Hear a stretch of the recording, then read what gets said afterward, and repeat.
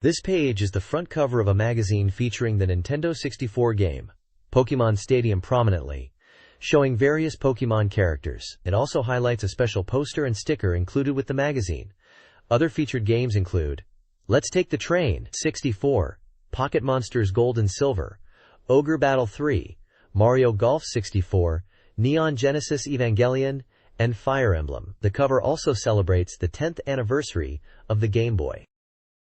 This page is an advertisement for the Nintendo 64 game, One Guy Monsters.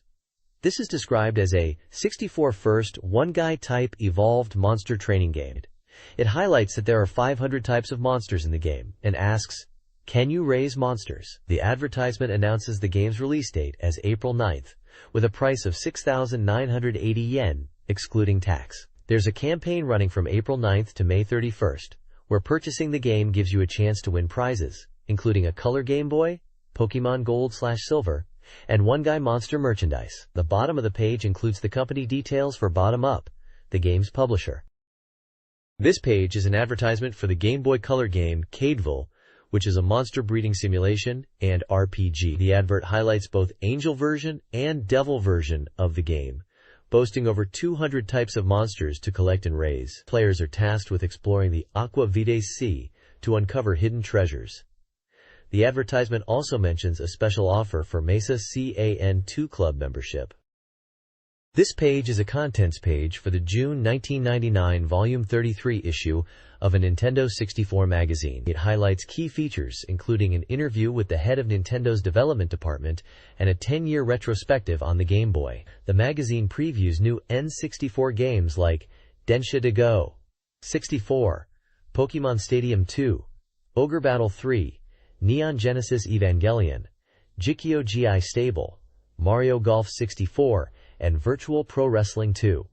It also mentions upcoming Game Boy Color games, Pocket Monster Gold and Silver, and Super Famicom and Game Boy information, including Wetris GB and Pokemon Picross. Strategy guides are featured for Pokemon Snap and Castlevania, Legacy of Darkness. The right side of the page is a game index listing titles and page numbers, and a message from the cover designer discusses the Pokemon cover art. At the bottom, there's an image of a character and icons for N64, Super Famicom, and Game Boy. This page presents a new release calendar for the N64, detailing software updates for May. It highlights that 4 new titles have been added to the release schedule, and that the release of N64 software is progressing smoothly. Games mentioned include Densha de Go and Jikyu Powerful Pro Yakyu 2. The page then focuses on headline news regarding game releases, mentioning 1. Ogre Battle, with a planned summer release. 2. Mother 3, noting that it was initially planned for release but has been delayed. Quote, 3. Movements from third-party developers are being watched closely for more N64 titles. The right side of the page features a May calendar with daily events and some game releases listed. May 1st has Tamagotchi Town for Super Famicom. May 21st lists Zaku, Professional Mahjong Bingo GB, and Pachinko CR Morty for Game Boy. May 28th shows Last Legion UX for N64. May 29th features Gakyu O Yamazaki GB version for Game Boy. Finally, there's a Coming Soon section showing screenshots and information for Jikyu Powerful Pro Baseball 99, released on April 28th, and Pokemon Stadium 2 planned for release on April 30th, along with their prices in yen. This text presents 2 N64 game rankings. The Reader's Choice Anticipated New Games Top 20 list is headed by Mother 3, followed by Jikyu Powerful Pro, Yakyu 6, and Ogre Battle 64. The currently selling N64 software top 10 is led by Jikyu Powerful Pro, Yakyu 6, with Pokemon Snap and Super Smash Bros. Following. Castlevania, Dracula's Judgment Record, appears in both lists, indicating its popularity. The text notes the increased popularity of Ogre Battle 64 and Fire Emblem 64 due to new information. It also highlights Castlevania as a notable release, praised for its 3D adaptation while maintaining the series' essence and difficulty. The survey period has been shortened, and the text thanks readers for their contributions. This page presents the results of reader surveys focusing on N64 games and related preferences. The top section ranks the readers' recommended N64 software by votes, with The Legend of Zelda, Ocarina of Time at number 1, followed by Super Smash Bros., Mario Kart 64, GoldenEye 007, and Super Mario 64. Other popular titles in the top 10 include Star Fox 64, Mario Party, F-Zero X, and Pokémon Stadium. Next to this is a ranking of readers' average software score, again led by The Legend of Zelda, Ocarina of Time. Super Smash Bros. And GoldenEye 007 are also highly rated. This section focuses on the average scores given by readers, indicating game quality perception. Below these software rankings, there is a Most Wanted Game Goods Top 10 list. The most desired item is the Game Boy Color main unit, followed by the 64DD main unit and Super Smash Bros. Game. This shows strong interest in Nintendo hardware and the popular fighting game. Finally, a Usage of Regional Promotion Coupons Top 10 list shows how readers are using their coupons, with game software being the most popular use, followed by Given to Parents and School Supplies. A graph titled Readers Age Group shows the age distribution of the magazine's readership, indicating that the majority fall within the teenage and young adult age ranges. This page showcases a preview of the N64 game Densha de Go 64, a train driving simulation game developed by Taito and slated for release in the summer of 1999. The page highlights that fans have been eagerly anticipating this title, and the N64 version is finally in development. The article emphasizes the game's beautiful and realistic graphics, noting the detailed scenery and immersive environments. It also points out the voice recognition system, which utilizes a Pikachu microphone, allowing players to use voice commands for actions like departure progress and speed limit. The game is also compatible with a dedicated Densha de Go 64 controller and the Rumble Pog feature for added realism and immersion. Screenshots demonstrate gameplay in various locations, including snowy Akita roads and train stations, with comments praising the realistic building backgrounds and even the sounds of people at stations to enhance the immersive experience. This page explains the basics of playing a train driving simulation game. It highlights several key aspects of gameplay. You need to reach each station on time while managing your speed and adhering to signals. Your performance is judged on factors like time accuracy, braking smoothness, stopping at the correct position, and obeying signals, all contributing to a final score. The game features a timer which is constantly decreasing, and you must clear each section within the time limit. The information window displays signal status and speed restrictions, and the distance meter shows your progress to the next station. Careful driving is rewarded, as you can increase your remaining time by performing well, while errors will reduce it and could lead to a game over. The featured train is the E3 series Komachi. This page is all about the N64 game Densha de Go 64, showcasing different train types and routes available in the game. It introduces several train series like the 201, 207, 221, 223, 205, and 209 series, each operating on different lines, such as the Tokaido Main Line, Yamanote Line, and Keihin Tohoku Line. The descriptions highlight features of each train, like the 201 series being a standard commuter train, the 207 series having advanced high-speed capabilities, and the 205 series being stainless steel and used on the Yamanote Line. Screenshots from the game interface are shown for each train, displaying the in-game graphics and driving perspective. It looks like a guide to the various trains and routes players can experience in Densha de Go 64. This page is introducing major train lines and trains, showcasing various train models. It features 4 main train types with detailed descriptions: the 701 series on the Tazawako line, the E3 series for the Akita Shinkansen, the 485 series on the Hokuhoku line, and the 681 series also on the Hokuhoku line. The page highlights the characteristics and history of each train, including their routes, speeds, and special features. For example, the E3 series is noted for its noise reduction and high-speed capability, up to 275 km per hour on certain sections. The 485 series is described as a representative limited express train with its iconic bonnet shape. Importantly, this page announces that Densha de Go 64 is currently in development for business use. It's being built upon Densha de Go 2 High-Speed Edition 3000 series, and the N64 version will let players enjoy routes from that version.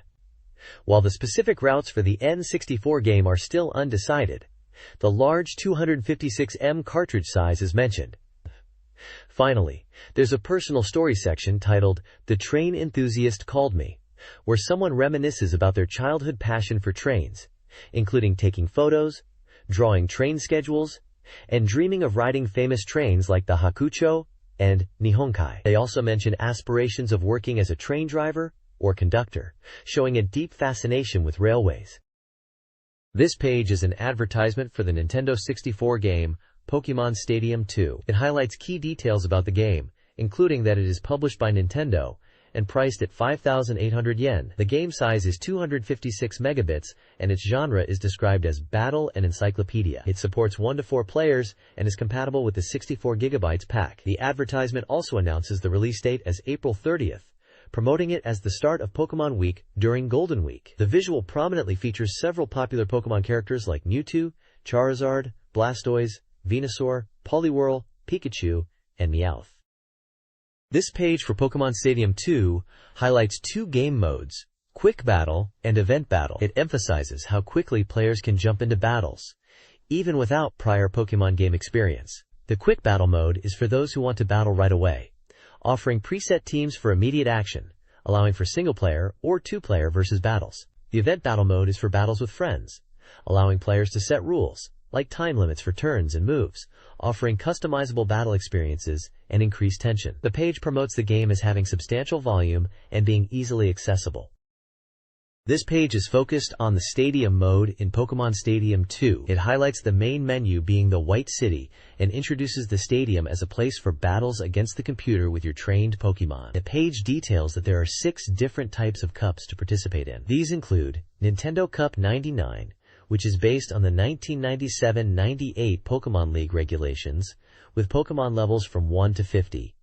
Nintendo Cup 98, based on the second Pokémon League rules with levels 130, and Nintendo Cup 97, based on the first Pokémon League rules with levels 5055 and a total level limit of 155. The Ultra Cup is for Pokémon of any level, reaching up to level 100, and Mew can appear here.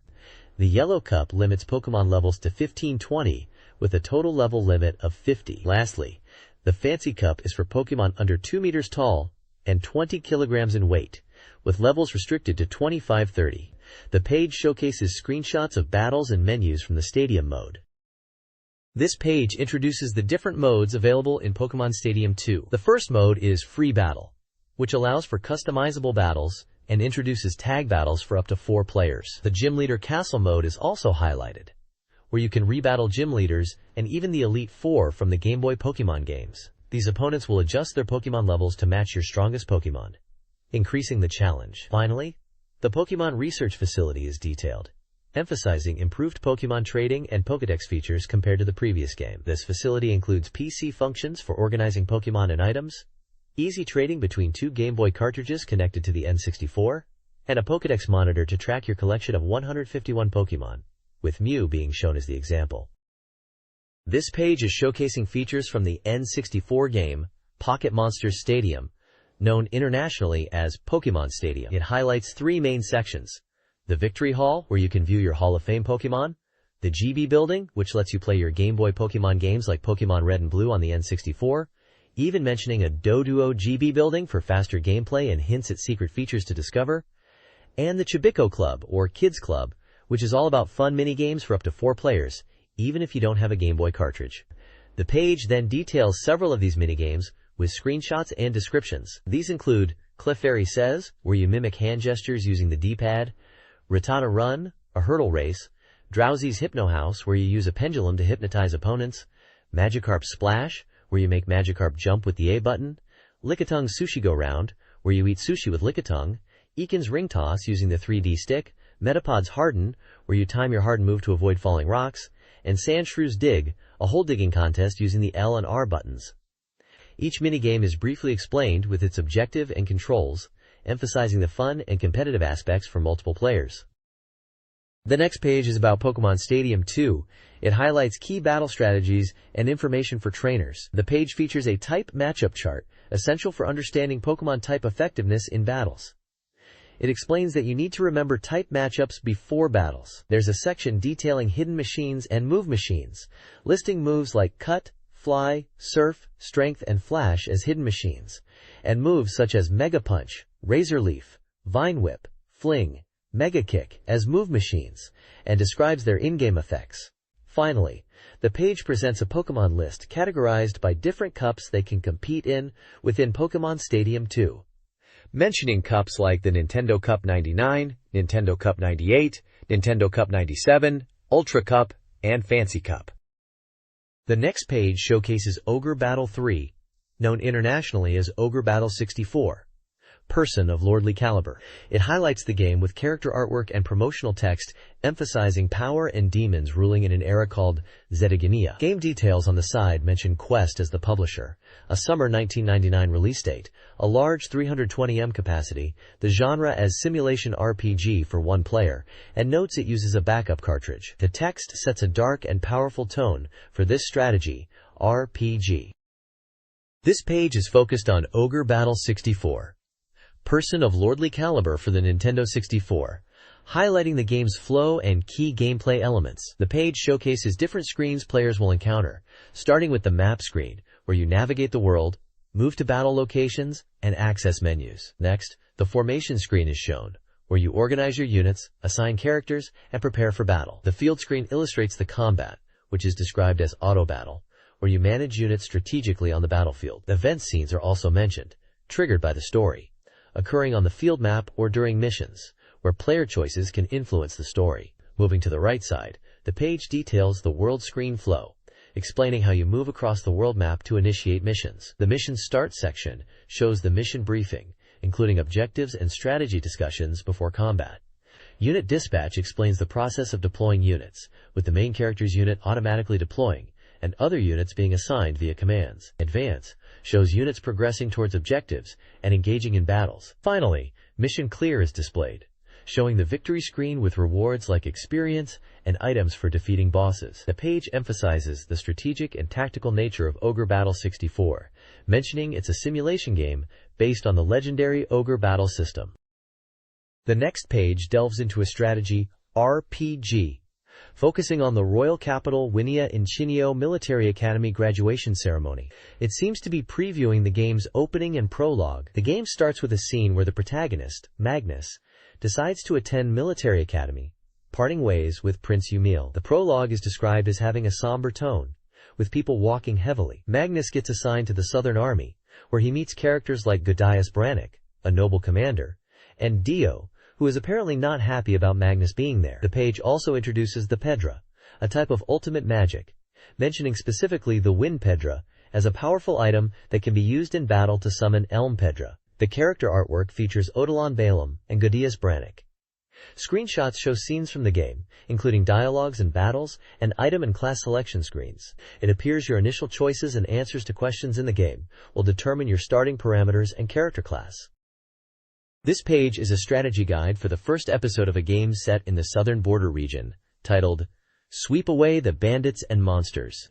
It seems to be outlining a mission for a strategy RPG, and based on the screenshots and character names like Magnus, it looks like it's for Ogre Battle 64, Person of Lordly Caliber. The guide breaks down the mission into steps, starting with a strategy meeting, where you're briefed on the situation and shown the map. The next step is deployment, where you're shown the map and mission objectives, which are to control the enemy base at Teodric's Mine and prevent the fall of your own base at Zemio, as well as prevent the death of the main character Magnus. Then comes Dispatch and Advance, where you organize your units and move them based on terrain and enemy positions, utilizing your commander's abilities. The fourth step is Base Battles, focusing on capturing enemy bases on the field, where battles occur when units clash, and the side inflicting the most damage wins. Step 5 involves entering Mulzuku Town, where an event scene with enemy soldiers will occur, suggesting they are aware of your plans. The final section focuses on the enemy base, Teodric's Mine, where a boss battle against Stabiro of the Ten Beasts awaits at the end. The ultimate goal of this scenario seems to be rescuing someone named Yumiru,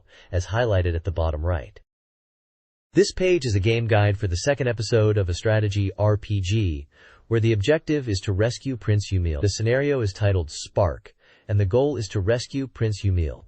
The victory conditions are rescuing Prince Umil, first half, and controlling the enemy base after rescuing him. Defeat conditions are the enemy controlling your home base and the death of Magnus. The guide details the level Ishiro Industrial Area, Rescue Umil, explaining that the player's forces will deploy to rescue Prince Umil, who is in danger. It highlights the importance of capturing key locations to gain an advantage. The guide also mentions encountering wild characters in the field and gathering information from strongholds, which can provide different insights and potentially recruit allies. Screenshots show in-game dialogue and tactical gameplay. Characters mentioned include Magnus and Raid, and the game appears to be Ogre Battle 64.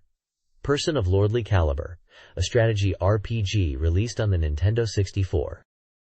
The next page is focused on the enemy base Volmus Mine prologue conclusion scenario, likely from a strategy game similar to the Ogre Battle series. The mission involves rescuing Prince Umil. The screenshots depict gameplay, character portraits like Magnus and Prince Umil, and dialogue boxes, which seem to be part of the mission's narrative. Key characters such as Frederick and Laufen are introduced. The page highlights the theme of exploited lower classes and the emergence of a revolutionary army, symbolized by their respective emblems. It describes the game world, where people lived self-sufficiently until the kingdom adopted the Loris religion, leading to oppression and the rise of the revolutionary army, where Magnus becomes involved. This page is all about the unit and legion formation in a strategy RPG. It explains how in the game units are made of up to 5 characters, and you dispatch them in squads. As the story progresses, you can form legions by combining multiple units. The page details how a legion is formed by a legion leader unit, Legion Corps, and up to 4 additional units. It also mentions the legion's body, stating if a unit leader dies, the legion is forcibly disbanded. If a corps soldier dies, that unit is removed from the legion. Units outside of legions are treated as normal units and need individual commands. There's a section on training where you can improve characters using experience gained in battle. World map training locations are available for this. The page also discusses the advantages and disadvantages of using legions. Advantages include being able to change formations depending on the situation and utilize organizational strength in battle. A disadvantage is that if the number of units increases, their movement speed can decrease, especially in narrow areas like bridges. You need to be mindful of this movement limitation. Finally, there's a section introducing Deneb's tutorial, a system instruction feature in a mode separate from the main game. Deneb, a series regular witch character, explains the system and gameplay. You can access various tutorial stages from the tutorial menu, such as field map, formation screen, and training stage. This page introduces 11 new character classes presented in CG for a quest game, probably for Ogre Battle 64. It details various classes like the Berserker, a warrior focused on brute strength, the Fencer, a swordsman skilled in techniques, the Beast Tamer who controls monsters, and the Doll Master who manipulates dolls. Other classes include Ninja, Marcher, Archer, Valkyrie, Witch specializing in support magic, Cleric, Fairy, and Gremlin, each with unique abilities and combat styles. The page gives a quick rundown of their strengths and specializations in battle, emphasizing the variety of character development options in the game.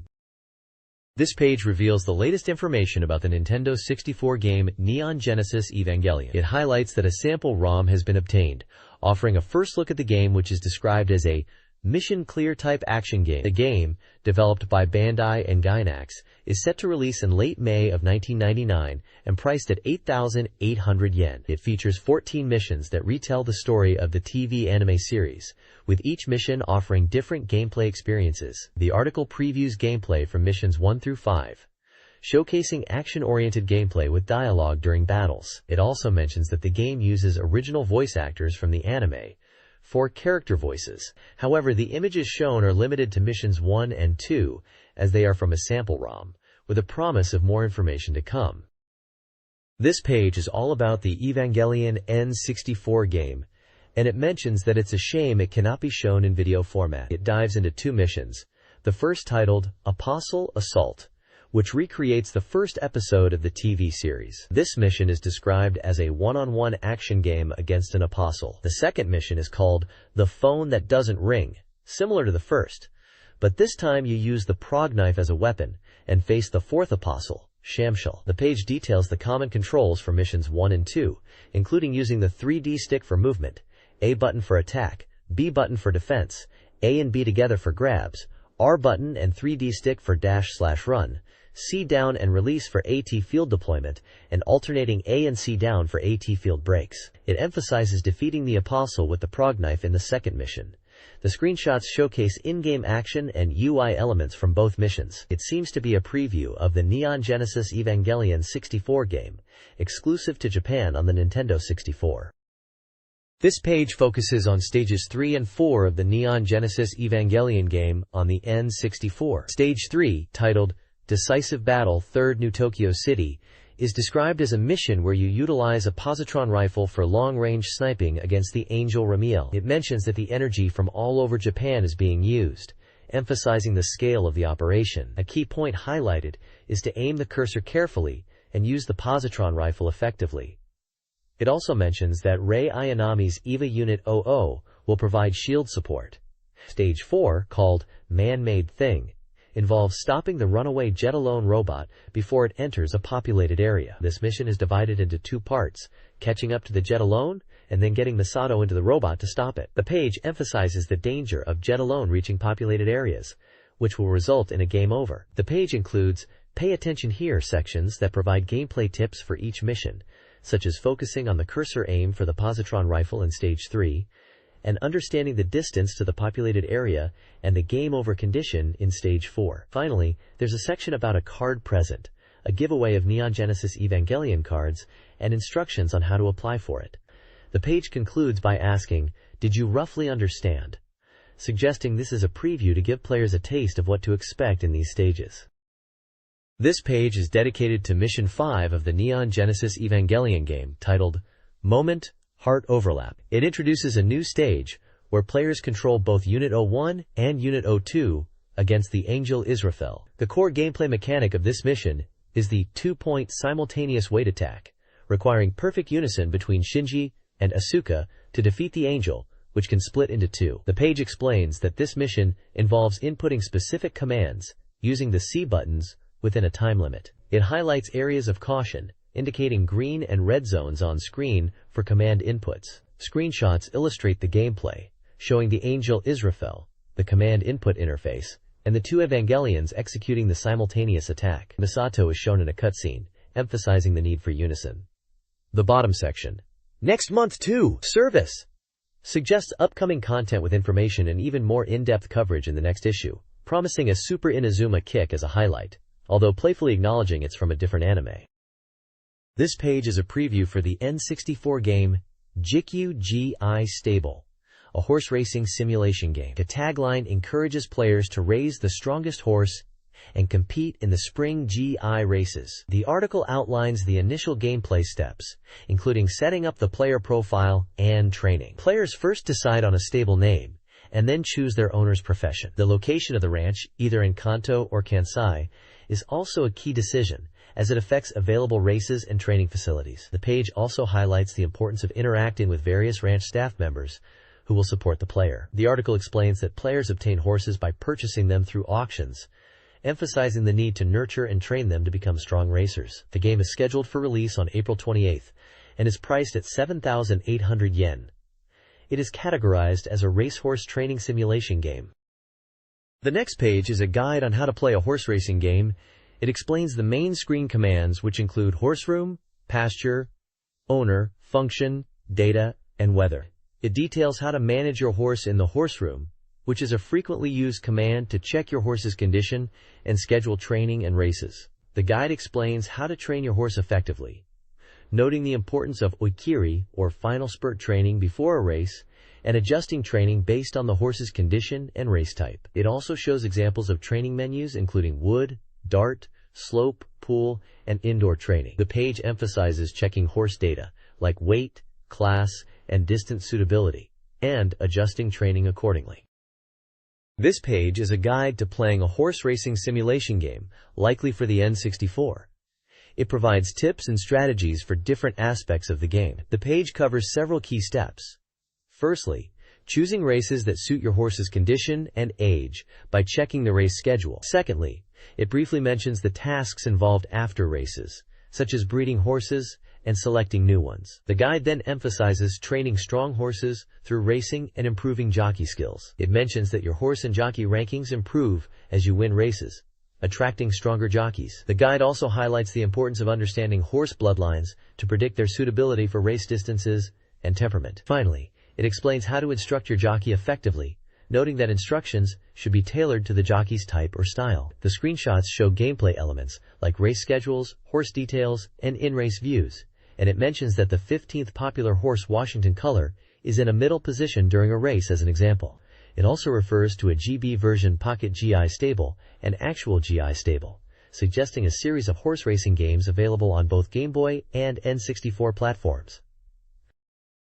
The next page is about the exciting original stakes feature in Pocket GI Stable for the N64, where you can race horses you've raised with your friends. It highlights that you can use horses trained in the Game Boy version of Pocket GI Stable in the N64 version using a password, letting you compete in original stake races. The N64 game lets you choose all courses used in the N64 stable game, with varied distances. The page also emphasizes the immersive gameplay, describing the command interface as similar to the 64 version and the Gione Bokujo mode becoming available when certain conditions are met, where you can fully enjoy horse training and mini-games. The race scenes are depicted as tense, allowing you to easily see your horse's position at a glance. The game is described as thrilling and exciting, even in portable mode, like playing on a train. The game is listed as Pocket GI Stable, a horse racing training simulation game, published by Konami, released on April 28, priced at 4,500 yen for one player,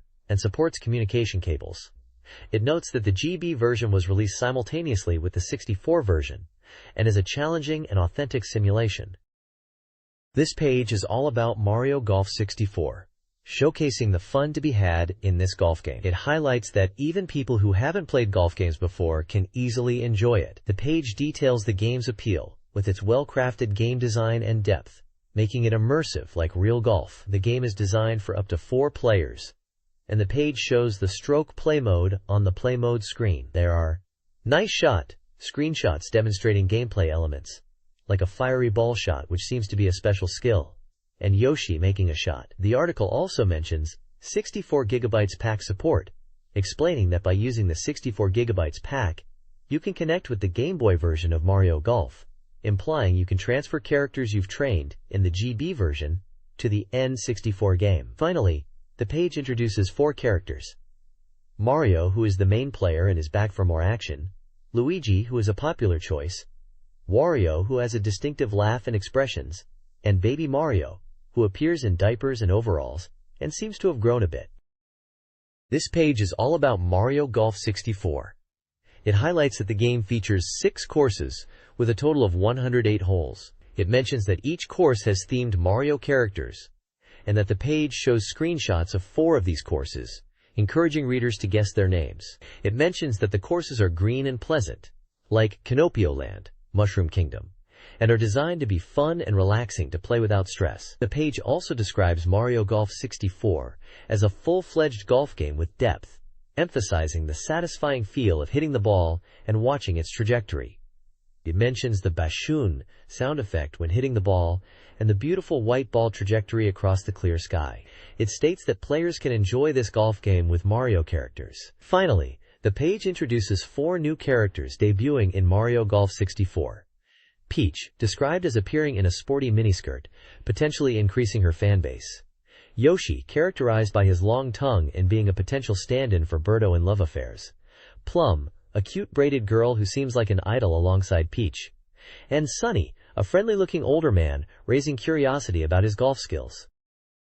This page is an advertisement for the Japanese release of the N64 game Violence Killer Turok New Generation, which is known internationally as Turok 2 Seeds of Evil. The advert proclaims it as the most violent Western game ever on N64. It highlights the game's large maps, challenging puzzles, strong enemies, and over-the-top American-style violence. The advert lists the release date as June 1999, the price as undetermined, and the game size as 256 megabytes. The genre is described as survival shooting action, and it supports 1 to 4 players. Features mentioned include Rumble Pack and Controller Pack support, as well as Memory Expansion Pack support. A warning box states that the game and page contain violent depictions and advises sensitive readers to skip it. The screenshots showcase the game's violent action, enemies, and weapons. This page is focused on the N64 game Turok, Dinosaur Hunter, highlighting the terrifying atmosphere and intense battles. It emphasizes the advanced enemy, AI, stating that enemies utilize motion capture and are intelligent, adapting their actions during combat, making them formidable. The game aims for a realistic horror experience, featuring violent and gruesome monster designs. The page also mentions the game's level design, suggesting intricate indoor stages, and the availability of various weapons, including shotguns and blade weapons, encouraging players to master combat. The Memory Expansion Pack is noted as enhancing the game's visual quality, bringing the graphics closer to PC game standards, and improving details like blood effects from zombie-like enemies. The page also points out the influence of GoldenEye in the game's design, especially in aiming mechanics, and that it includes 4-player battle modes. This page features Wipeout 64, showcasing a stage guide for the later challenging stages of the game, specifically focusing on Stage 4, DYRONESS.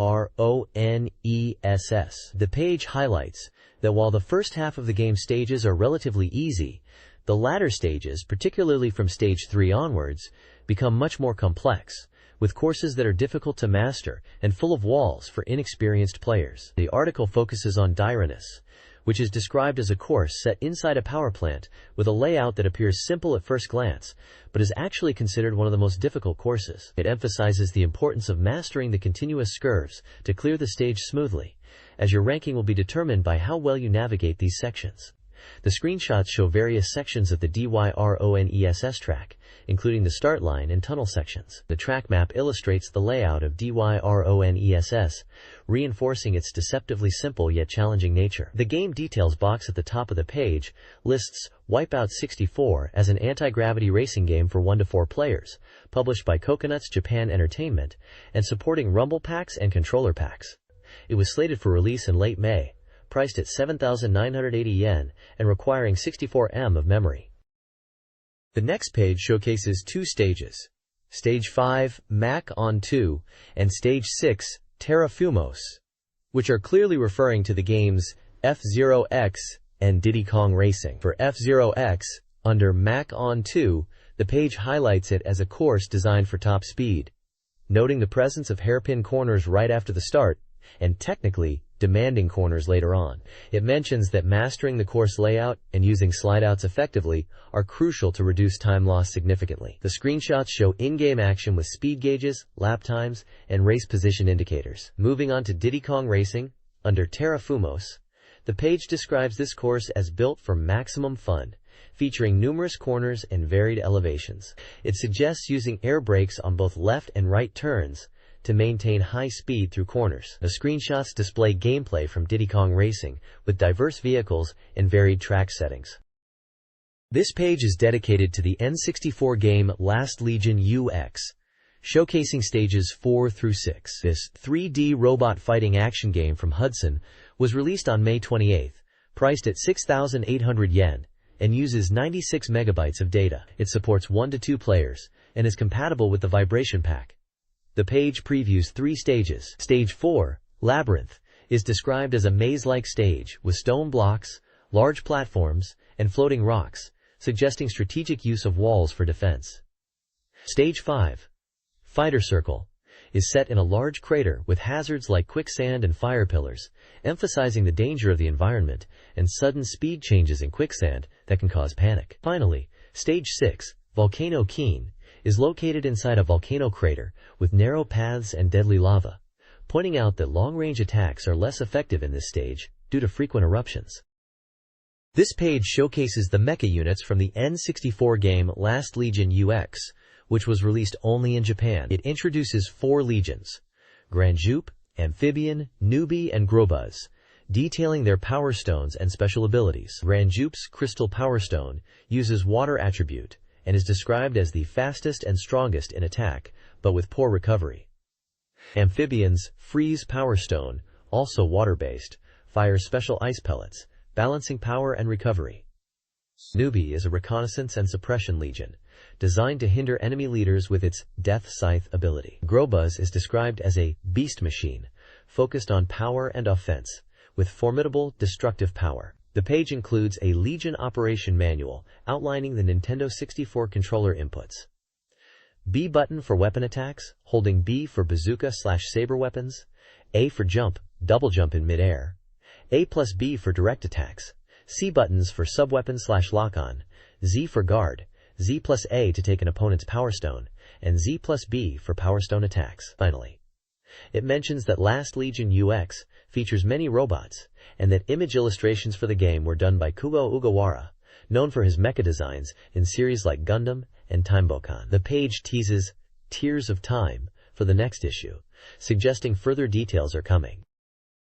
This page showcases the Nintendo 64 game Pokemon Snap. Released 1 month prior to this magazine, it encourages players to improve their photography skills in the game to impress Professor Oak. The page highlights 3 distinct in-game locations: beach, tunnel, and volcano. The beach area, described as the first accessible coastal course, is filled with cute Pokemon like Pikachu surfing, Starmie leaping from bushes, and a resting Chansey. The tunnel section, a dimly lit area, features Pokemon such as a surprised Coughing, a Voltorb unleashing 100,000 volts, the legendary Pokemon Zapdos, and Magnemite and Magneton posing a photographic challenge. Finally, the volcano area, a fiery volcanic zone, teams with fire-type Pokemon, including Rapidash running swiftly, Magmar battling, a group of 6 Charmanders gathered together, and a powerful Charizard, possibly recently evolved. The game is listed as a 3D photo adventure game, already on sale for 6,800 yen, supporting 1 player, and utilizing a backup cartridge. This page is focused on the Nintendo 64 game Pokemon Snap. It showcases 3 different courses within the game: River, Cavern, and Valley. The river course is described as a boat ride down a river where many water-dwelling Pokemon can be found, and it even features branching paths. Screenshots highlight encounters with Bulbasaur hiding behind a log, Vileplume among flowers which are questioned as to being real flowers, Slowpoke fishing, and Porygon suddenly appearing. The Cavern course is an exploration into the deep, dark depths of a cave. The description hints at finding unusual Pokemon and photo opportunities. Screenshots feature Ditto disguised as Bulbasaur, Grimer evolving into Murk, Weepinbell near a puddle, and Articuno emerging in a sparkling scene. The Valley course, with faster rapids than the river, is filled with Pokemon ranging from small to large, promising many enjoyable moments. Screenshots show Magikarp jumping, Gyarados leaping out of the waterfall, Dragonite appearing, Mankey on a high point, and Squirtle dribbling a ball. This page is a feature on the Nintendo 64 game Castlevania 64. Known in Japan as Akumajo Dracula Mokushiroku, it's presented as a real action adventure and focuses on guiding players through the game. The article introduces the main characters: Reinhard Schneider, Leon, and Carrie Fernandez, all playable characters in the game. It highlights the different endings: a good ending achieved by completing stage 10 in under 3 hours and 45 minutes, and a bad ending if it takes longer.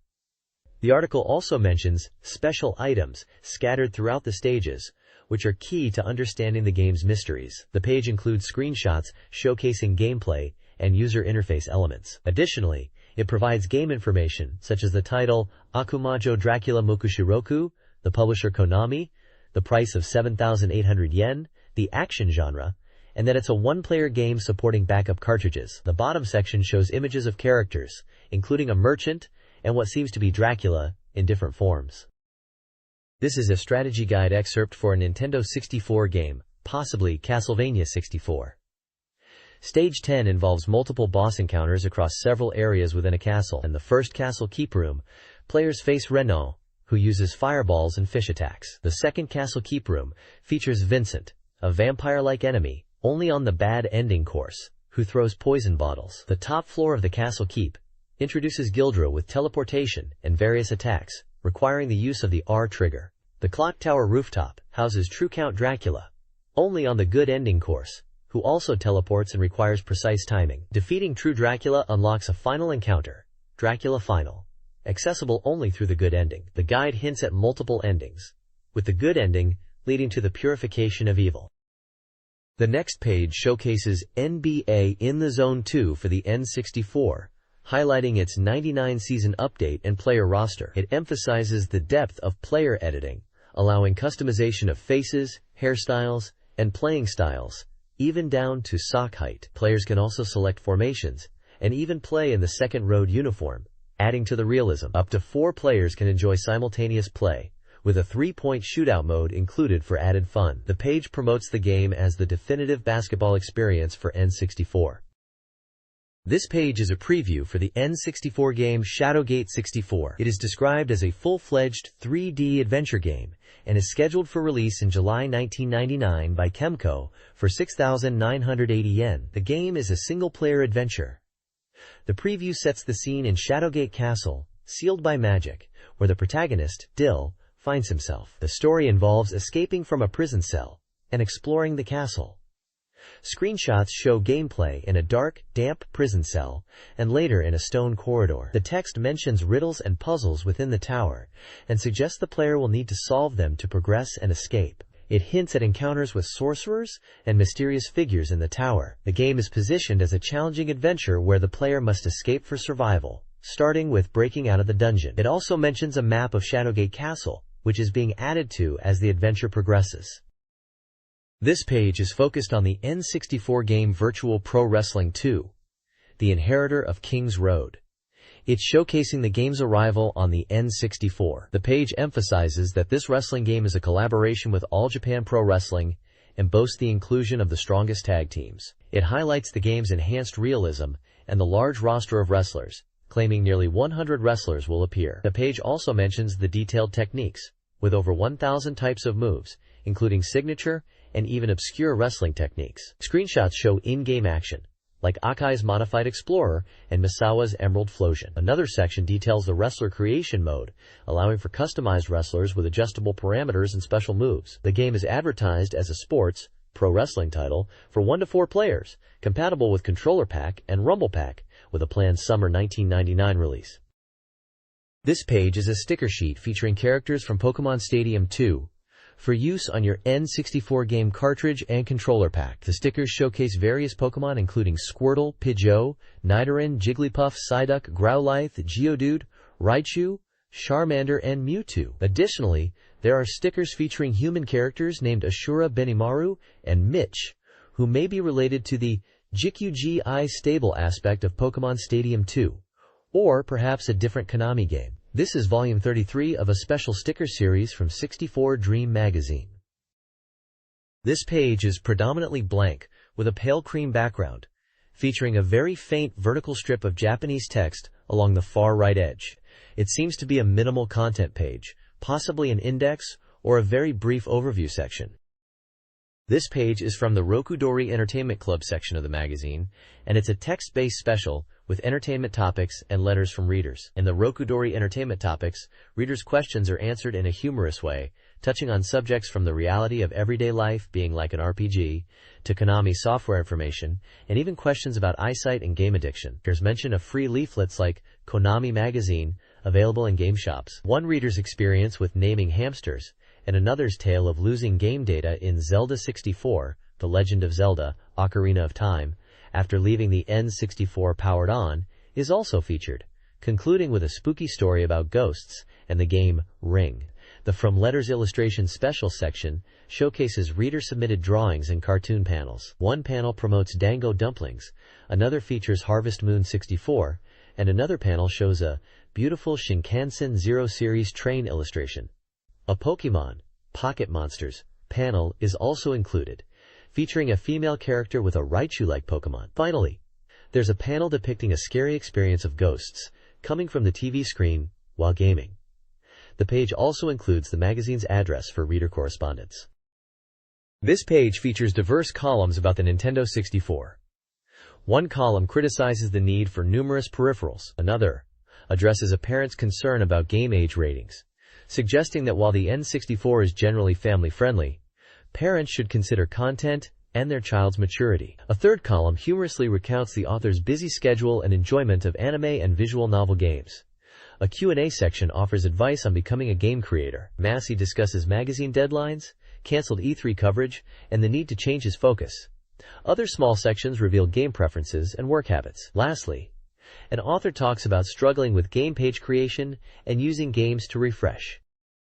The next page features the Chizuru's Radio Log 64 Be Myself column, Episode 19, discussing the role of strategy guides and articles in gaming. The author ponders if games need strategy guides to be enjoyable, suggesting maybe those games aren't truly well designed. They reflect on personal experiences using guides for Pokemon to find extra details after an initial playthrough, and playing Metroid on MSX by drawing their own maps. Games like Zelda and Super Donkey Kong are mentioned as enhanced by guides for completionists. There's also a Q&A section, Tell Me Kongo-san, where a reader asks if Pokemon developer Game Freak left Nintendo due to a falling out. Kongo-san directly denies this, stating Game Freak has always developed games for various platforms, and their releases with Nintendo are simply part of their diverse output, not a sign of any rift. The Gamera Club Activity Report showcases the club's enthusiasm for Gamera, the kaiju, showing photos of figures and a museum visit, discussing the latest Gamera movie G3, and mentioning difficulties in finding certain Gamera figures. Finally, this month's Suige is a small reader submission corner, and there's a call for postcard submissions for the magazine. This page is part of the GameSoft Fan Club 2 section, and it's diving into 2 games. Firstly, there's a feature on Fire Emblem, Thracia 776. It mentions that while postcard submissions are plentiful, information on this latest Fire Emblem is being revealed, building excitement. The article ponders what kind of game Thracia 776 will be, discussing characters, systems, and the storyline.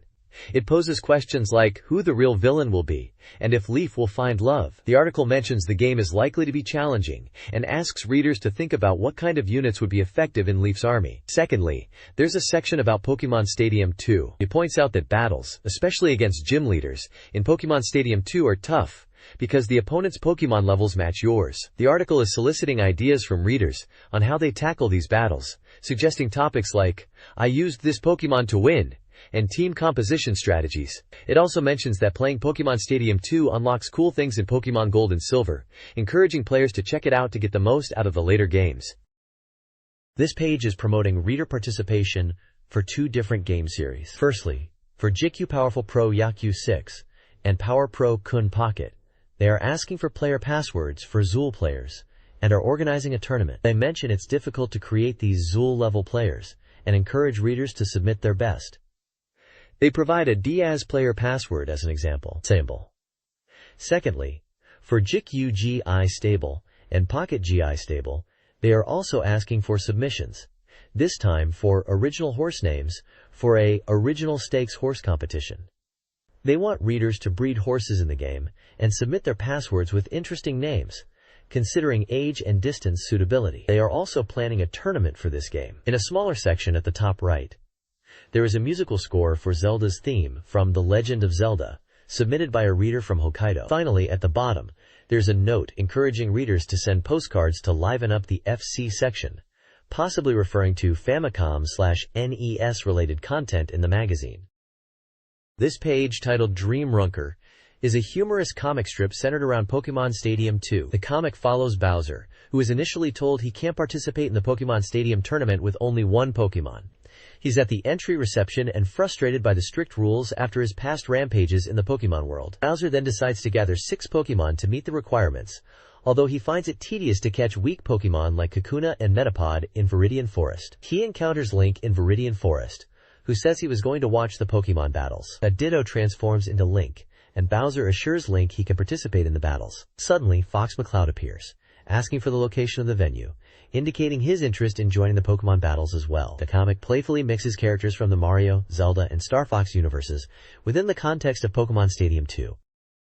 This page is a humorous comic strip featuring characters from Nintendo games, specifically Star Fox, Super Mario, and The Legend of Zelda. The comic starts with Fox McCloud and Bowser discussing curry, then transitions into a fishing scene at the sea. Link appears and catches a Cheep Cheep, much to the surprise of the others since Cheep Cheeps are usually found in Mario games, not the sea. The comic continues with Shy Guy and Dry Bones characters getting bitten by something, seemingly related to the fishing. Finally, a trainer character appears to be organizing the group. At the bottom of the page there's an announcement about a Reader's Corner opening in the magazine, inviting readers to send in submissions like letters and illustrations. Small illustrations of Fox, Link, Shy Guy, and Mario promote reader submissions for this new section.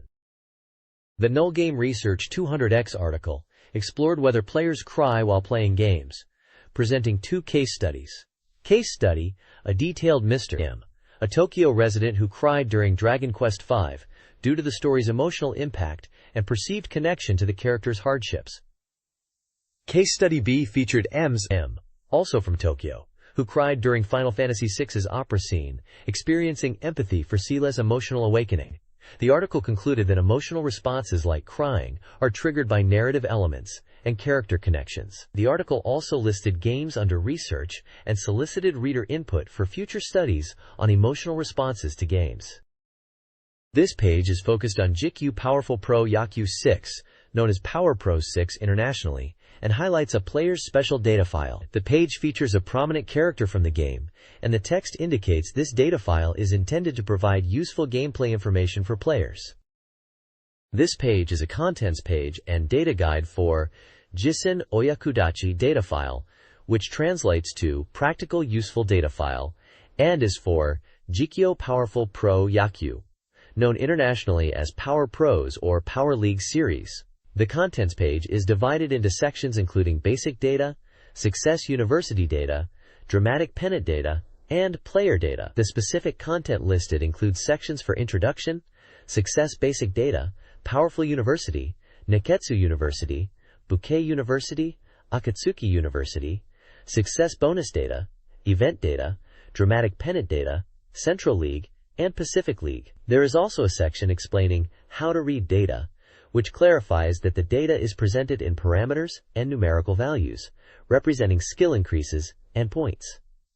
Finally, there is a guide on how to remove the center-bound supplement, with cartoon illustrations, advising caution when using cutters or screwdrivers to detach the supplement, which is stapled in 3 places, suggesting a flathead screwdriver is useful for this. This page is a special data file feature for Power Pro 6, likely GameCube Powerful Pro Yakyu 6 in Japanese, a baseball game that was not released outside of Japan. It is focused on how to use data to win in the game. The page is divided into sections about success data utilization, explaining how using data from the success mode and dramatic pennant mode can lead to more effective training. It mentions that official data provided by Konami can be used to enhance gameplay and achieve victory. Another section is university-specific training data at a glance, which emphasizes that training methods differ between universities in the game's success mode and suggests using the provided data to efficiently train. Screenshots show in-game menus displaying player stats and training options, demonstrating how to decide which training to focus on based on player data. Finally, dramatic pennant training data utilization introduces new training methods for the dramatic pennant mode. It explains that the camp training in this mode has many options, and this data helps players understand which training to choose for effective results, particularly for players aiming to reach A rank. It highlights using the data to raise player abilities during camp. The page includes screenshots of the camp training interface with various training options and schedules. The next page provides basic data for the Power Pros baseball game series. It details a match schedule across different school years and lists various opponent universities you will face. Furthermore, it outlines a training camp menu, showing the different types of training available, their associated costs, and specific training regimens used by different in-game universities such as Powerful University, Bouquet University, Neketsu University, and Miyarayo University. This section seems to offer a guide to improve your team's skills during the training camp within the game. The next page is a data file for Power Pro 6, detailing player abilities. It covers pitcher and fielder abilities, specifically for Tsurumu University and other universities. For pitchers, it outlines stats like meat cursor, power, control, ball speed, and stamina. It also lists special abilities and how to acquire changeups like slider, curve, fork, sinker, and shoot. For fielders, it details meat cursor, power, shoulder strength/running ability, fielding/catching ability, and special skills. There's also a section on scout evaluations, showing different rating ranges and corresponding scout messages. Finally, the page includes a table on player growth types, showing how different types affect stats like power, meat, shoulder strength, running ability, and fielding ability during development. This page is about the Powerful University mode in a baseball game, likely part of the Power Pro series on N64, though it was never released internationally. It details initial player stats, special abilities you can learn through specific training exercises like tire pulling and toss batting, and how different training types affect player parameters such as strength, agility, ball control, and stamina. The page also includes information about injury prevention during training and lists the various training methods available, along with their impact on player development and injury risk. The next page focuses on player data from what seems to be a baseball game, specifically Pawapuro 6 Players Special Data File, and is about Neketsu University. It starts by showing initial player data, including condition, toughness, motivation, captain evaluation, and team-related evaluations, along with in-game finances like allowance, living expenses, and club fees. There's a breakdown of fielder abilities for various characters. It lists names and their club affiliations alongside baseball stats like batting, power, running speed, throwing strength, defense, catching, throwing/hitting hand, and their defensive positions in the field. The page also details pitcher abilities, listing names, and pitching stats like control, stamina, ball speed, slider, curve, forkball, sinker, and shoot ball. Further down, it explains the effects of different training methods on player stats like condition, power, agility, technique, and mental strength. Another table describes how various training types impact specific baseball skills like ball speed and control, as well as player condition attributes. Finally, a section called Plus Thoughts seems to give hints on training strategies like long throws, shadow pitching, and different types of throwing practices and changeup training. There are also text boxes that give advice on team management, like prioritizing recruiting team members early on, especially pitchers, and highlighting a versatile player named Ueda from the drama club as a valuable asset. This page looks like a strategy guide page focusing on the government official university within a sports game. It details initial player data, captain evaluation criteria, and how different training exercises affect player parameters such as condition, strength, agility, technique, mental fortitude, ball speed, control, and stamina. The initial data table outlines starting stats like condition, toughness, motivation, captain evaluation, teammate evaluation, coach evaluation, scout evaluation, academic ability, allowance, living expenses, and club expenses. The captain evaluation table shows how the captain's performance is graded with associated messages based on score ranges, indicating different levels of player performance. There are tables detailing how various training drills like chores, ball polishing, ball retrieval, running, and more influence player stats. Another table explains how training relates to injury proneness. A section titled Success Outlier Information mentions a manager named Urakuchi-kun who can teach changeup pitches. It also suggests consulting with Tsukimoto-senpai, the second-generation captain, if you want to change your fielding position. The page features a logo for Kan Ryou University, associated with the Kansai Language Association. The next page shows a player's special data file for Pawapuro 6. It details the initial data of a player starting at Gyokei University, including stats like body condition, toughness, spirit, and captain evaluation, alongside team and coach evaluation. It also lists initial expenses. The page then dives into the Daigetsuki evaluation, which provides feedback messages based on an evaluation score, ranging from, if you have no motivation, quit quickly, at low scores, to, you are the pride of Daigetsuki this month, devote your life to baseball, at high scores. There's a section on special abilities gained through practice, listing running to acquire injury resistance, and timed squats to gain block circle, catcher, and body blow, non-catcher, abilities.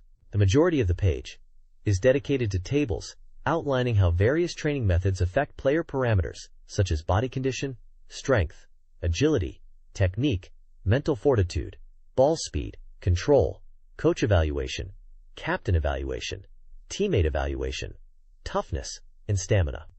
Different training exercises like sprints, squats, dumbbell exercises, and pitching practice are listed with their corresponding stat changes. Another table details practice and injury risk levels, showing activities like sprinting and dash exercises associated with higher injury risk. Finally, a bonus success information section gives tips, such as to consult with Egazaki for form changes for pitchers, and that pitchers should sometimes try rare forms. This page is a strategy guide for a baseball simulation game set at Akatsuki University, where players compete against the rival Inokari. The guide details the initial stats for both the player and Inokari, highlighting Inokari's impressive abilities in pitching and batting. It then delves into training mechanics, showing how different exercises affect player stats and the risk of injury at different team levels. The page outlines how specific training regimens can unlock special abilities, such as injury resistance, through outfield running drills. The Success Outlier Information section provides gameplay tips, recommending the use of changeup pitches, and mentioning characters like Inokari and Kumagai, who can teach special changeups. Overall, it's a tactical guide to help players develop their baseball players within the game's simulation, focusing on training strategies and character development. This page is a special data file for PowerPro 6 players. It's diving deep into the training and evaluation aspects of the game, specifically for the catcher position within the success mode.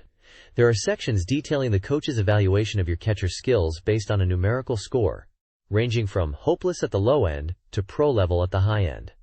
It also breaks down the training menus during camp, outlining different training types categorized by focus areas like general, basic physical strength, batting, defense, and more, showing the intensity levels, first team, second team, and third team, and what kind of training exercises are involved, such as running, machine hitting, or mini hurdles. The page includes tables showing exactly how each type of training impacts your player's stats, like physique, power, agility, technique, and mental strength. It also lists how each training type affects specific baseball skills, like ball speed, control, and fielding ability. Another table details the injury risk associated with different training exercises when you're on the first team. Some exercises, like parachute training, are high risk, while others, like stretching and meditation, pose less risk. Finally, there's a tip section called Pro Success Information Part 4, giving advice about improving team morale by treating teammates to meals and buying them snacks, which seems to be important in the game. The image on the page is of a baseball player character, likely from the PowerPro series, in a batting stance. This page provides extra data for the success mode in a baseball game, likely from the PowerPro Kun Pocket series. It includes information about coach and teammate evaluations and how they impact gameplay. There are two main evaluation tables: coach evaluation and teammate evaluation. These tables detail different rating ranges and the corresponding messages you'll receive in the game depending on your performance, ranging from needing basic training to being considered a pro.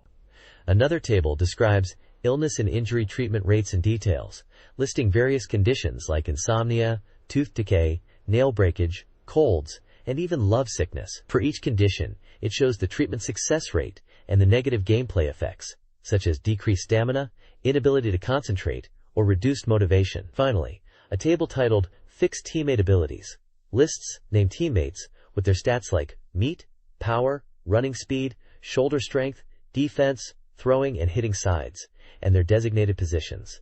It also notes which universities these teammates are associated with, like Powerful University and Goshiki University. The notes indicate these teammates might be specific to certain game scenarios or versions. At the bottom, it provides example stats for Izaki's pitcher abilities, with specific values for ball speed, control, stamina, slider, and curveball.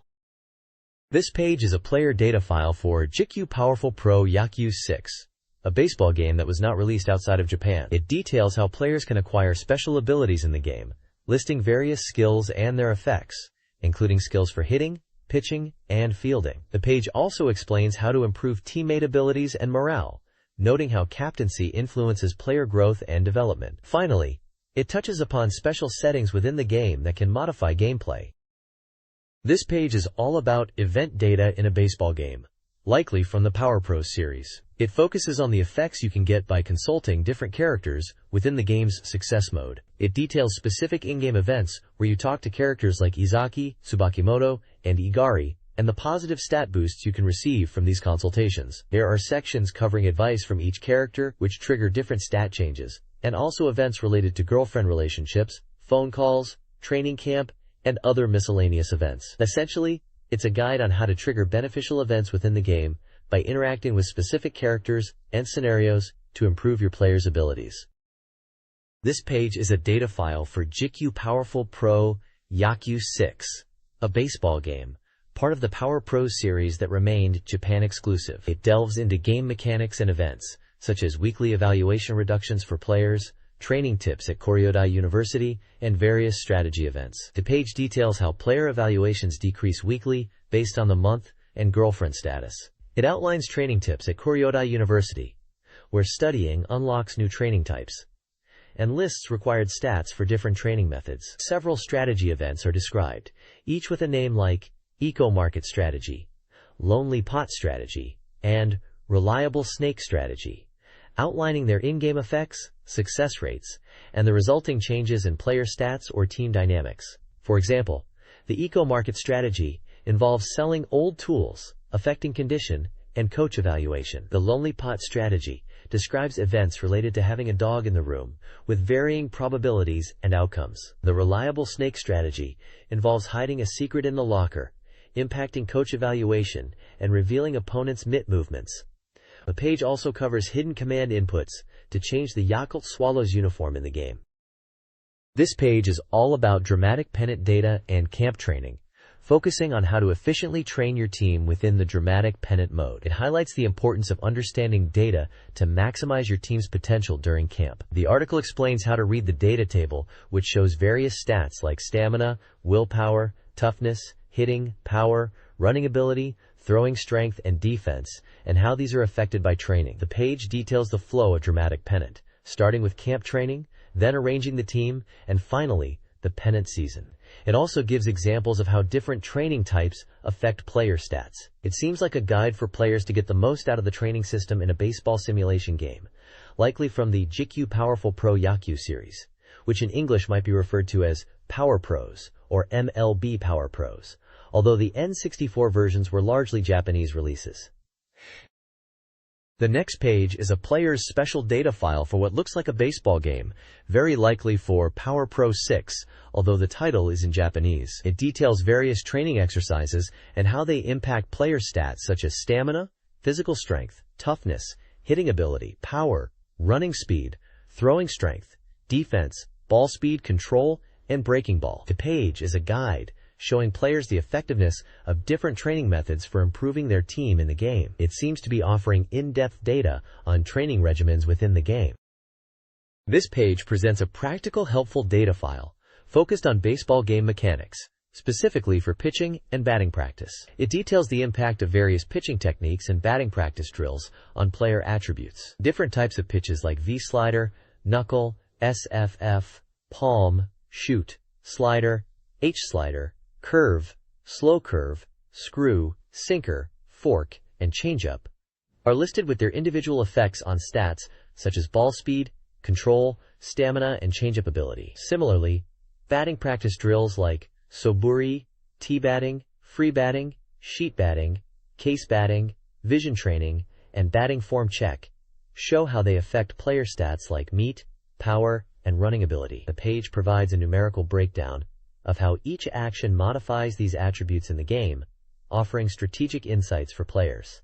The section emphasizes that baseball is about scoring runs and building a strong offensive lineup through fundamental practice. The dramatic pennant data text suggests this information is related to a baseball simulation game, potentially from a series with dramatic pennant in the title.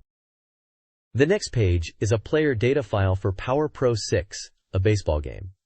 It details various training methods and their specific effects on a player's abilities. Training types include batting form changes, flow hitting, bunting practice, switch hitting, special training, knock training, pitching cooperation, bunting disposal, catch ball practice, long throws, blocking, special defense training, and pitcher defense training. Each training method lists how it affects player stats such as spirit, stamina, power, running speed, throwing strength, defense, ball control, and stamina. There's also a section about a 200-ball throwing practice, which is recommended as effective and stamina-efficient training, suggesting it's a valuable technique for players, especially for longer gameplay sessions. The next page displays practical useful data file featuring player data for 3 Central League baseball teams, Yokohama Bay Stars, Chunichi Dragons, and Yomiuri Giants. It presents detailed statistics for each player, including power, running ability, defensive strength, error proneness, and various skill ratings. The text at the top of each team section provides a brief overview of their strengths and characteristics. This page appears to be focused on real-world baseball data and does not directly reference any N64 games. This page features player data files from Powa Puro 6 Players Special Data File. It showcases 3 Central League baseball teams, the Yakult Swallows, the Hiroshima Toyo Carp, and the Hanshin Tigers. For each team, there's a brief team overview at the top. Below each team name, there are tables listing player data, which includes names, positions, and various baseball stats, ratings, and special skills. The page gives a detailed look at player abilities and team compositions within the game. This page presents player data and team information for 3 Pacific League baseball teams, Cebu Lions, Nippon Ham Fighters, and Oryx Blue Wave. Each team section lists players with various statistics and performance indicators. It seems to be reference data for baseball fans, possibly to be used in conjunction with a baseball game. The next page shows a Powa Puro 6 Players Special Data File for the Pacific League in baseball. It provides data lists for 3 Japanese baseball teams, Fukuoka Daiei Hawks, Kintetsu Buffaloes, and Chiba Lotte Marines, detailing player names, positions, and various baseball statistics. This page is titled Data File and features a cartoonish baseball character. The character is depicted in an inset image that resembles a photograph, with a baseball field net in the background. Below the image it reads, June issue book in book, and the 64Dream magazine logo. The number 82 is at the bottom left corner, likely indicating the page number. This page is from the N64 Gorilla Classroom and focuses on answering little questions. It tackles common tech questions gamers might have about their N64. First, it explains screen burn-in, clarifying what causes it, especially in older CRT TVs.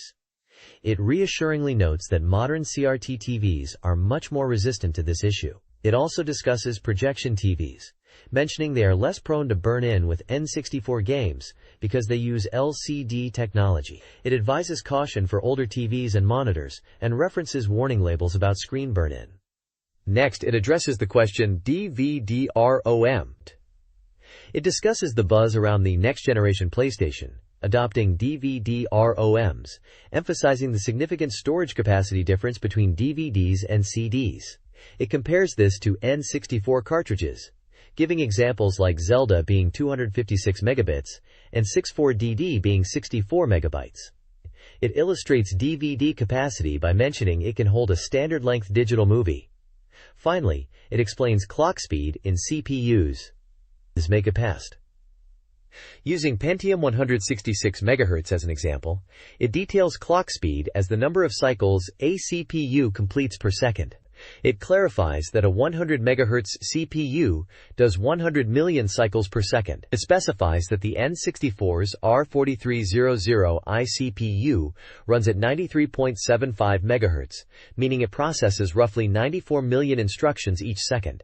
The page concludes that clock speed is an indicator of CPU performance. Essentially, this page is an educational segment within the magazine, designed to demystify technical aspects of the N64 and related gaming tech for readers in an easy-to-understand way.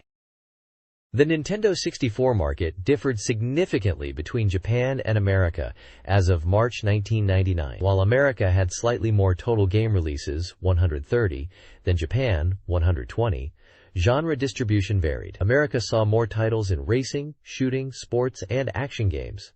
Japan featured more table games. The article suggests racing games' popularity in America was due to cartridge capacity. Multiplayer games, particularly those supporting 4 players, were highlighted as the N64's strength, citing GoldenEye 007, Mario Kart 64, and the philosophy of connecting with players you know. The article concludes by anticipating the release of Perfect Dark. The next page is titled N64 Forum and features reader submissions. One reader talks about voice recognition in games and mentions Super Robot Spirits, suggesting it would be cool to have pilot voices and special moves triggered by voice. They bring up Damon Kashu from Mobile Fighter G Gundam as an example of a character with long lines for special attacks, making it a bit tiring. Another reader discusses the large capacity and ease of development for games. They mention the shift to CD-ROM and the issue of delayed game releases, particularly for The Legend of Zelda and Pokémon Gold and Silver. They touch upon the 64DD ROM cartridge capacity and compare it to DVD and PlayStation software, pondering if current PS games could be playable on future N64 hardware. The bottom section shows reader survey questions and answers. Topics include why there aren't many RPGs on N64, the difficulty of scoring software, suggestions for corners in 64Dream magazine, the high price of N64 games, questions about the 64DD staff, the percentage of readers who have cleared 64 software, and whether they plan to buy more N64 consoles. The answers generally reflect concerns about the lack of RPGs, difficulty in evaluating software, positive feedback for certain magazine corners, acknowledgement of high game prices, and the notion that people are still playing and buying N64. This page is a game review section. It features a review for Pokemon Snap, praising it as an interesting game where you take photos of Pokemon, something different and enjoyable, even though it received some criticism. The reviewer appreciates the low price and the unique photo-taking gameplay. There is also a review for Bokujo Monogatari 2, which is Harvest Moon 64 in English. The reviewer talks about feeling liberated in the game world and the freedom it offers. They describe it as a game where you can become a hero or heroine while raising animals and making money. It emphasizes the relaxing atmosphere and the player's freedom to do what they want, like expanding the farm, finding a partner, or fishing. Finally, there's a small section mentioning Puzzle Bobble 64, highlighting its fun multiplayer mode and stating it's enjoyable with family. 2 Nintendo 64 favorites are highlighted. First, Virtual Pro Wrestling 64 is praised for its gameplay depth, realism, and freedom, with one player noting its impressive NWO-style grapples and the Fighting Cup mode's excitement. The game's difficulty is balanced by its rewards, including a points-based victory system, which even allows for winning via ringouts. Second, Banjo-Kazooie no Daibuken, Banjo-Kazooie, is presented as a delightful 3D adventure game and a sequel to Pilot Wings 64. Its expansive world, fun gameplay, secrets, and challenges are emphasized, along with the sense of accomplishment gained by clearing the game. The game's connection to Rareware and their reputation for quality is also noted. A reader asks about Nintendo's arcade games in the Dokutoru Rokuyan Odori Shotengai magazine. Nintendo released about 30 arcade titles, starting with Space Invaders in 1978. Tabletop games and the Space Invaders boom led to dedicated game centers. Popular Nintendo arcade games include Donkey Kong, Mario Bros., Punch-Out!, and several VS system titles. The magazine also features game recommendations. The writer plans to buy Poochie Carrot, a competitive puzzle game similar to Puzzle Bobble, and Pachi Pachi Pachisuro, a Pachislot game. The writer is particularly looking forward to Pachi Pachi Pachisuro due to their enjoyment of new Pulsar Pachislot machines. This page showcases the Akihabara price survey for games, dated April 10th, highlighting price fluctuations. It notes that after 2.5 years since the N64's launch in February 1997, the number of N64 titles had significantly increased. The survey covers both hardware and software pricing. In the hardware price section, the Nintendo 64 is listed at 11,000 yen. Game Boy Color, Game Boy Pocket, Super Famicom Jr., AV Famicom, Dreamcast, Sega Saturn, PlayStation, and WonderSwan prices are also mentioned, indicating stable pricing with slight fluctuations. The software price section is extensive, listing numerous titles with their original prices and Akihabara surveyed prices. Many N64 games are featured, such as Super Mario 64, Wave Race 64, F-Zero X, Star Fox 64, Snowboard Kids, Super Smash Bros., Mario Kart 64, Zelda no Densetsu, Ocarina of Time, The Legend of Zelda, Ocarina of Time, GoldenEye 007, and Doom 64. The article mentions that software prices are constantly changing and are being sold steadily. There's also a feature on the Tetris Plus GB set, detailing its popularity in April, noting it was hard to find nationwide due to high demand since its 1989 release. They mention a re-release of overseas versions to address the shortage. Finally, a popular cover page ranking section lists readers' votes for the best 64Dream magazine covers. Top rankings include covers featuring Link and Zelda, characters from Power Pro Kun, and Pikachu and Fushigibana, Bulbasaur. This page showcases a catalog of Super Famicom and Game Boy games available via the Nintendo Power Cartridge rewriting service. Games are categorized by genre, including RPG, simulation, action, sports, puzzle, and others. Notable Super Famicom titles listed include Super Donkey Kong 1, 2, and 3, Super Metroid, Legend of the Mystical Ninja, Clock Tower, Street Fighter II Turbo, Rock Band 7, Demon's Blazon, and various Dragon Quest, Final Fantasy, and Shin Megami Tensei titles. Sports games like Super Family Tennis and Super Formation Soccer are also present. Puzzle games like Puzzle Bobble and Panel de Pon are included. For Game Boy, the list mentions Golf and Top Gear Pocket, among others. The bottom of the page shows release calendars for Super Famicom and Game Boy games for April, May, and June, listing titles such as Tamagotchi Town and Pocket Monsters, Pokemon, games alongside their release dates and genres.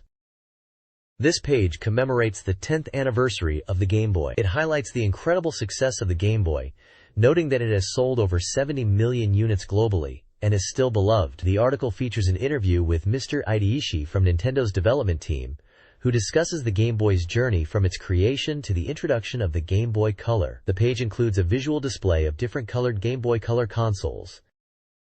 This page features an interview with Takehiro Izushi, the head of the development department at Nintendo, discussing the launch of the Game Boy on April 21, 1989. Izushi reflects on the Game Boy's 10-year journey, stating that the initial concept and basic design were excellent and haven't changed much in 10 years. He mentions that only 4 launch titles were available, but that this was refreshing. He humorously recalls the Game Boy's development codename was Dame Game, meaning no good game. The page also includes a Game Boy year table highlighting key software releases. For 1989, it notes the launch on April 21st with games like Super Mario Land and Shanghai in July.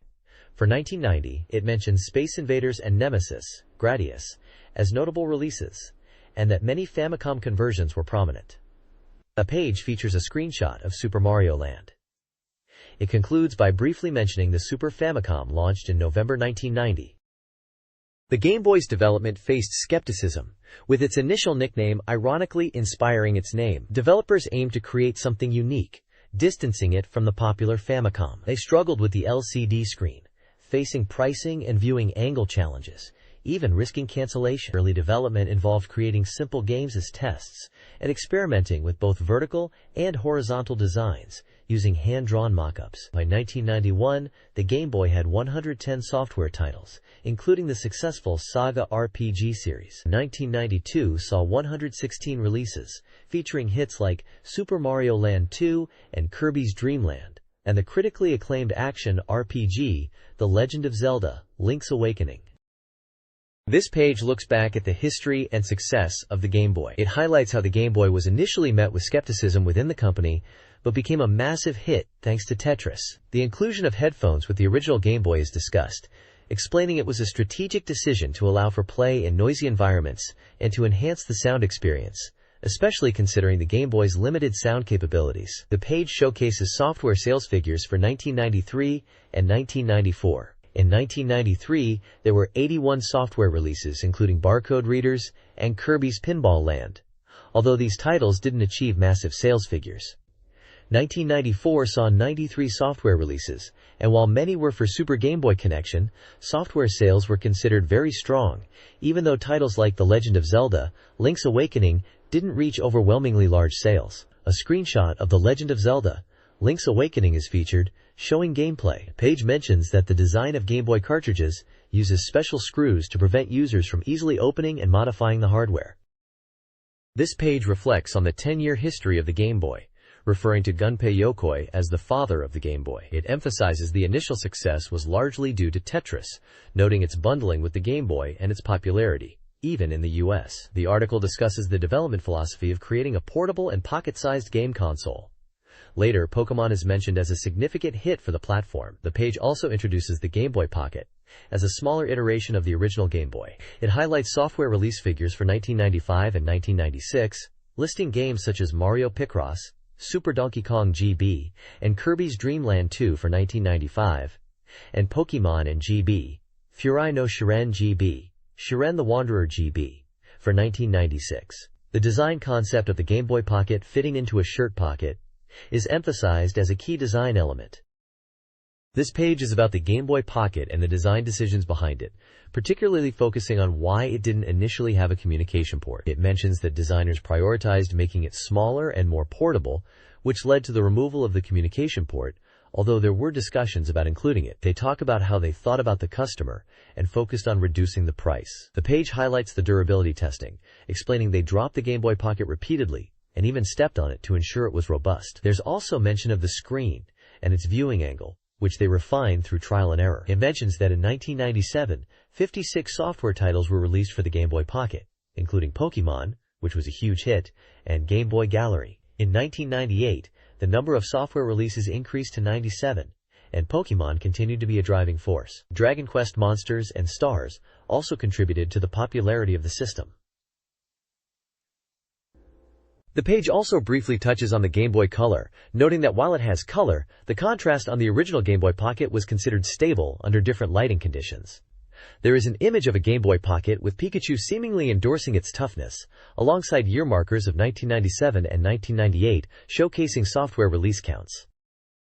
This page looks back at 10 years of Game Boy history.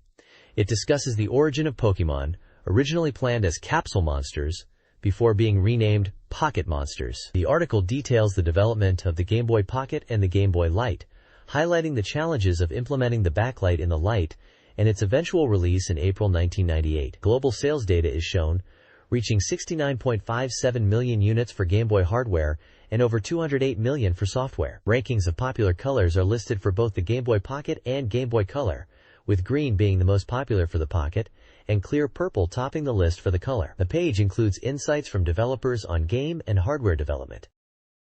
This page is showcasing a look back at classic Game Boy games from 1989 to 1993, with a focus on Nintendo's original Game Boy software. The text at the top discusses the development of the Game Boy Color. Initially, the Game Boy was intended to be black and white to keep costs down, but eventually, color was deemed necessary. There were challenges in developing a color LCD that was bright and clear outdoors, and initially, they planned to release only a purple Game Boy Color. However, customer feedback suggested offering more color choices, leading to the decision to release 5 colors in total. Below this interview section, there are lists of Game Boy games released year by year, along with their release dates and prices. From 1989, some highlighted titles include Super Mario Land, Baseball, Alleyway, and Tetris. For 1990, there's Solar Striker, Quicks, and Dr. Mario. In 1991, notable games listed are Game Boy Wars and Yoshi's Egg. Moving to 1992, we see Metroid 2, Return of Samus, Kirby's Dream Land, and Super Mario Land 2-6 golden coins. Finally, for 1993, The Legend of Zelda, Link's Awakening is featured. The page is essentially a nostalgic trip through early Game Boy gaming history, highlighting key titles, and the shift from black and white to color with the Game Boy Color. This page discusses the Game Boy 10th anniversary and the new Game Boy Color. It highlights the shift towards developing games specifically for the Game Boy Color to take advantage of its enhanced features. The developers discuss wanting to create original and more advanced games for the Game Boy Color and aim to surpass previous Game Boy titles. There's a mention of Nintendo releasing original Game Boy Color software and a commitment to ensuring older Game Boy games remain playable on newer hardware. The page also features a Game Boy checklist, which is a list of Game Boy games released between 1994 and 1998, along with their release dates and prices. Finally, the page announces a giveaway of custom iMac-style Game Boys.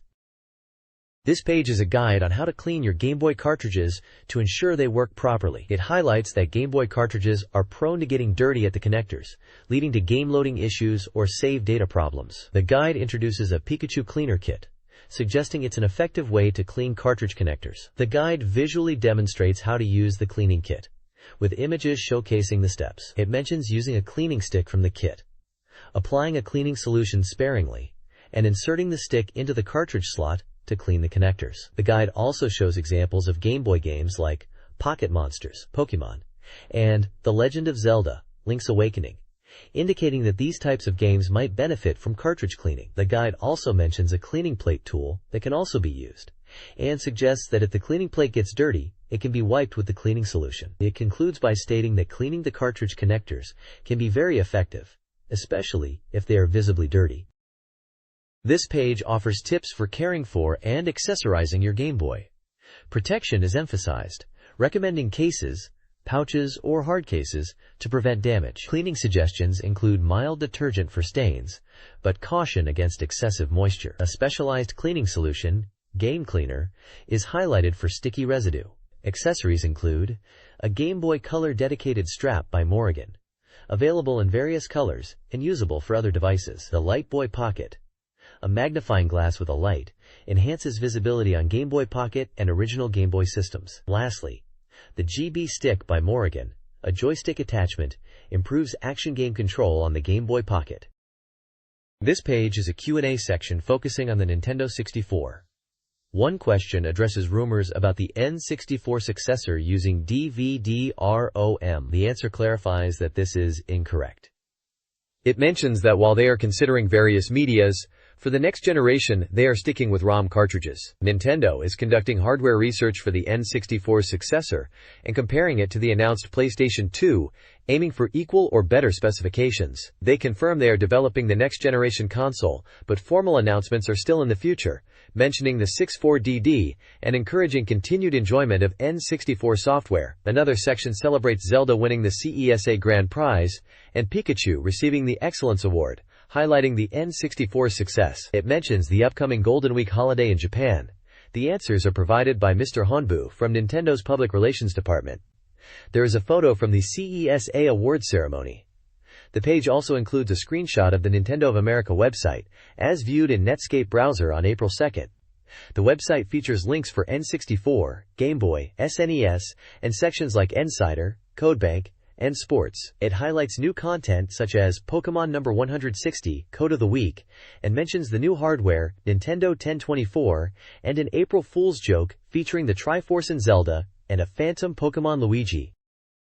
This page features a Q&A section from a magazine where readers ask questions about N64 games. The first question asks about future million-selling titles following the success of The Legend of Zelda. The magazine anticipates Mario Golf 64 and Pokémon Stadium 2 will be major hits. The second question inquires about the development status of Mario Golf 64. The response states that they are updating the game weekly and aiming for a June release. They highlight the realistic gameplay, weather effects, Nintendo characters, and family-friendly appeal of Mario Golf 64. Another question asks about the feeling of Pokémon Stadium 2. The answer reveals that it's currently in production. They mention the commercials for Pokémon Snap and suggest the Pokémon Stadium 2 commercials will feature a similar style, with an emphasis on showcasing Pokémon animations, described as One Pokémon, One Art. Finally, a reader asks about the American title of Super Smash Bros.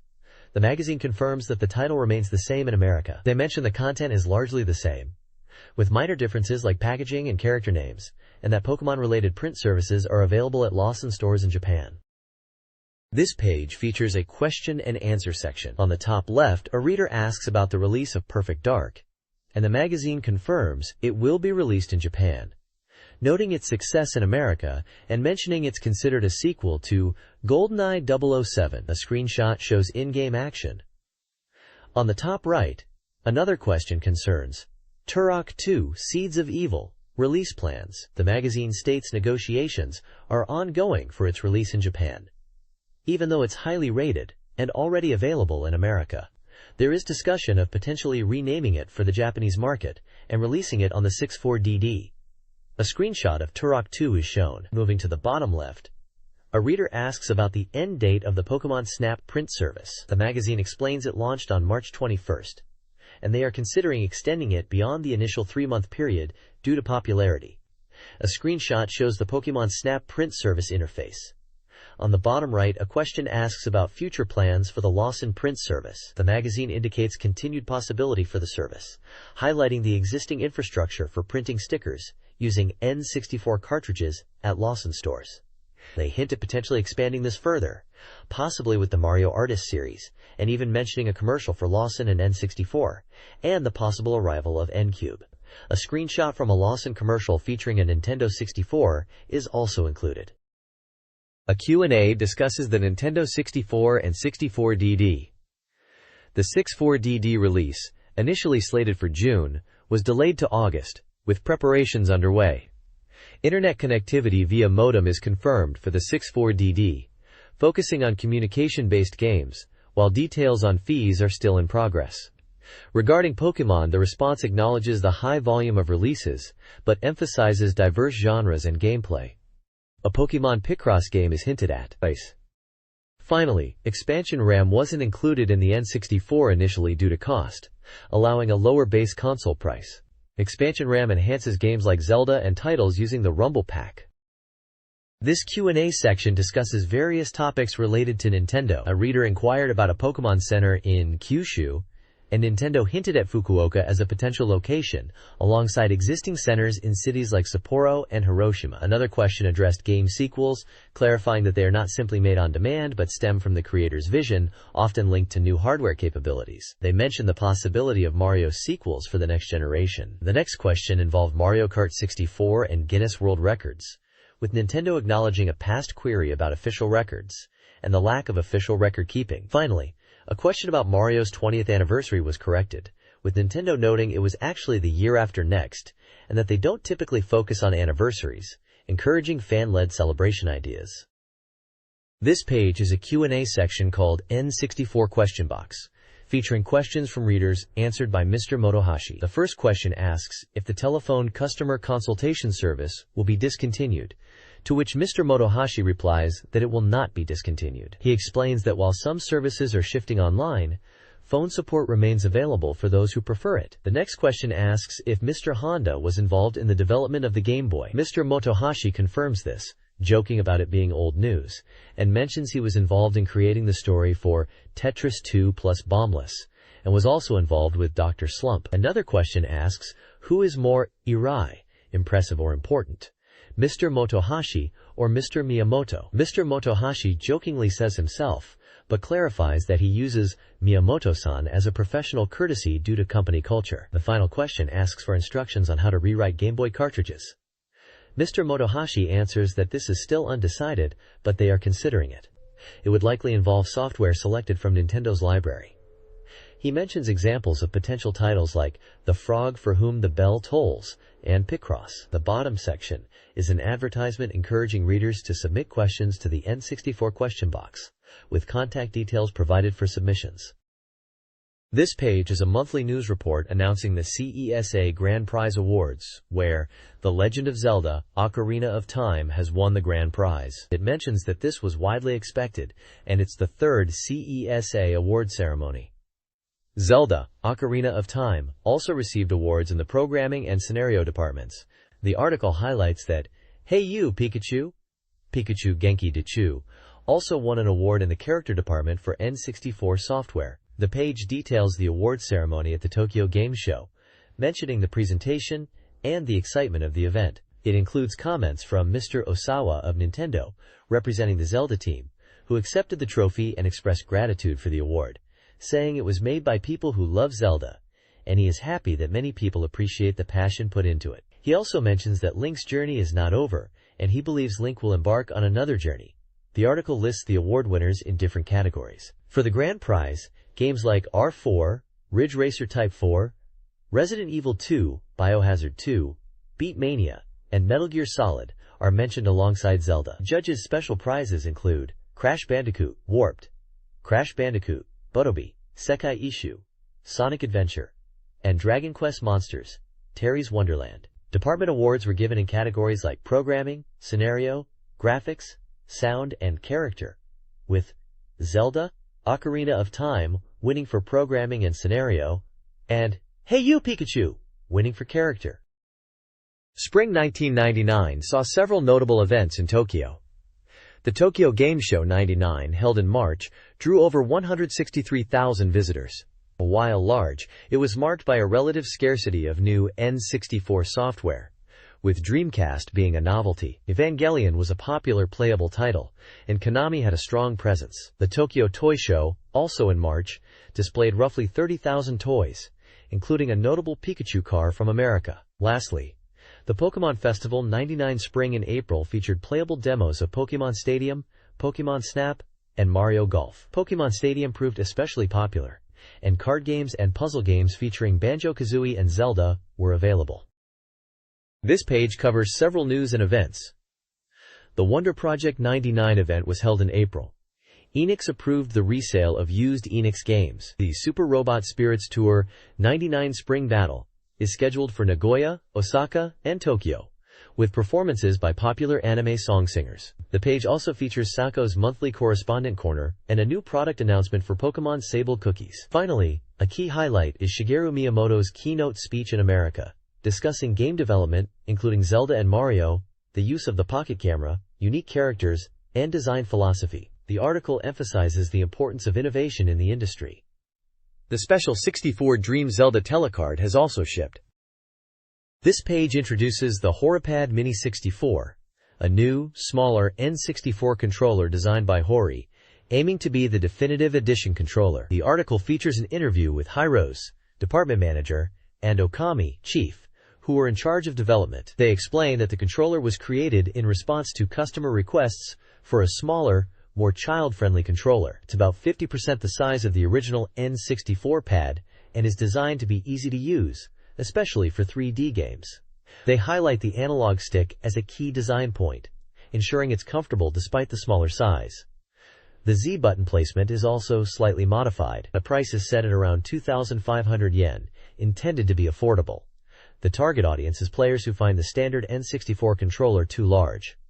The interviewers mention that N64 games are mostly 3D action titles, and this controller is perfect for them. They even tested it with Mario Kart 64 and found it works flawlessly. The development process involved trial and error to perfect the design, and they are confident in its usability and feel. Hori aims to offer more choices to users and revitalize the N64 market with this product. They see it as a response to the consistent feedback from customers wanting smaller controllers.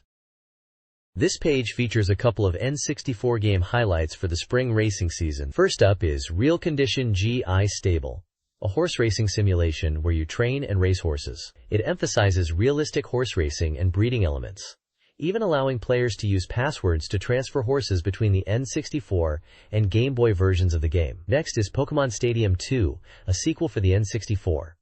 This game allows you to battle your Pokemon from the Game Boy game's Pocket Monsters in 3D. It's highlighted for its improved 3D graphics, animation quality, and increased number of Pokemon available from the previous game, now boasting 151. There's also a comic strip called Link's Little Adventure, featuring Link from the Zelda series getting into comical mishaps with enemies and a horse. Moving to new product announcements, Pokemon Friends 6 is the sixth series of popular plush toys featuring various Pokemon. Pokemon Pop introduces new Pokemon-themed candy cases with lollipops inside. There's a news snippet about 64Dream magazine, making its debut in the US through Nintendo Power Magazine. Lastly, a piece of news reports the bankruptcy filing of a major game shop chain called Blue Forest in Hiroshima.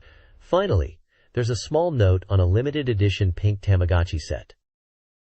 This page previews Ida-san's new series, Letter from Giant Island, with the main focus being on the game Doshin the Giant, Tentative. Ida-san explains in an interview that this new series connects to his previous works, like Aquanote's Holiday and Tale of the Sun. He aims to make the world and rules of Doshin the Giant, Tentative, easily understandable, like a TV game. The interview reveals Doshin the Giant is about creating a giant character and experiencing the world from a giant's perspective. Ida-san mentions that he wanted to create a game where players could interact with the world as a giant, highlighting the themes of human drama and the relationship between giants and humans in the game. He also discusses the game development process, mentioning the use of 64DD and the challenges faced. The music is described as having a Brian Wilson influence and uses orchestral sounds. There are images on the page showing development scenes of Doshin the Giant, including character models and in-game environments. The interview also touches upon the unique gameplay aspects, indicating that time progresses in the game world, and player actions affect the island and its inhabitants. The release date was planned for mid-month as a launch title. This page introduces upcoming Game Boy Color games. First up is Weetrix GB, a handheld version of the popular N64 puzzle game, Weetrix. It's described as a flood panic puzzle game with various game modes similar to the N64 version and screenshots showing the gameplay. Next is Pokemon Picross, a Picross puzzle game featuring Pokemon characters. It boasts over 200 puzzles, and all 151 Pokemon are included. Screenshots illustrate the Picross gameplay with Pokemon designs. Finally, There's an original Tamagotchi game with 10 different Tamagotchi types to raise and breed. The game also features 100 types of towns and mini-games. Screenshots showcase the Tamagotchi gameplay environment. This page features several Game Boy and Game Boy Color titles. First up is World Soccer GB2, a soccer game for Game Boy and Game Boy Color set for release on June 24th. It highlights that Japanese national team players appear with their real names and boasts gameplay with various techniques like heel lifts and volleys. It's described as a full-fledged soccer game with 32 teams and over 512 players. Next is Another Life, Another Dream GB, an RPG also for Game Boy and Game Boy Color, scheduled for June 10th. It emphasizes replayability, stating that the terrain changes every time you enter dungeons. A key feature is that your level resets to 1 when you leave the tower, adding a unique challenge.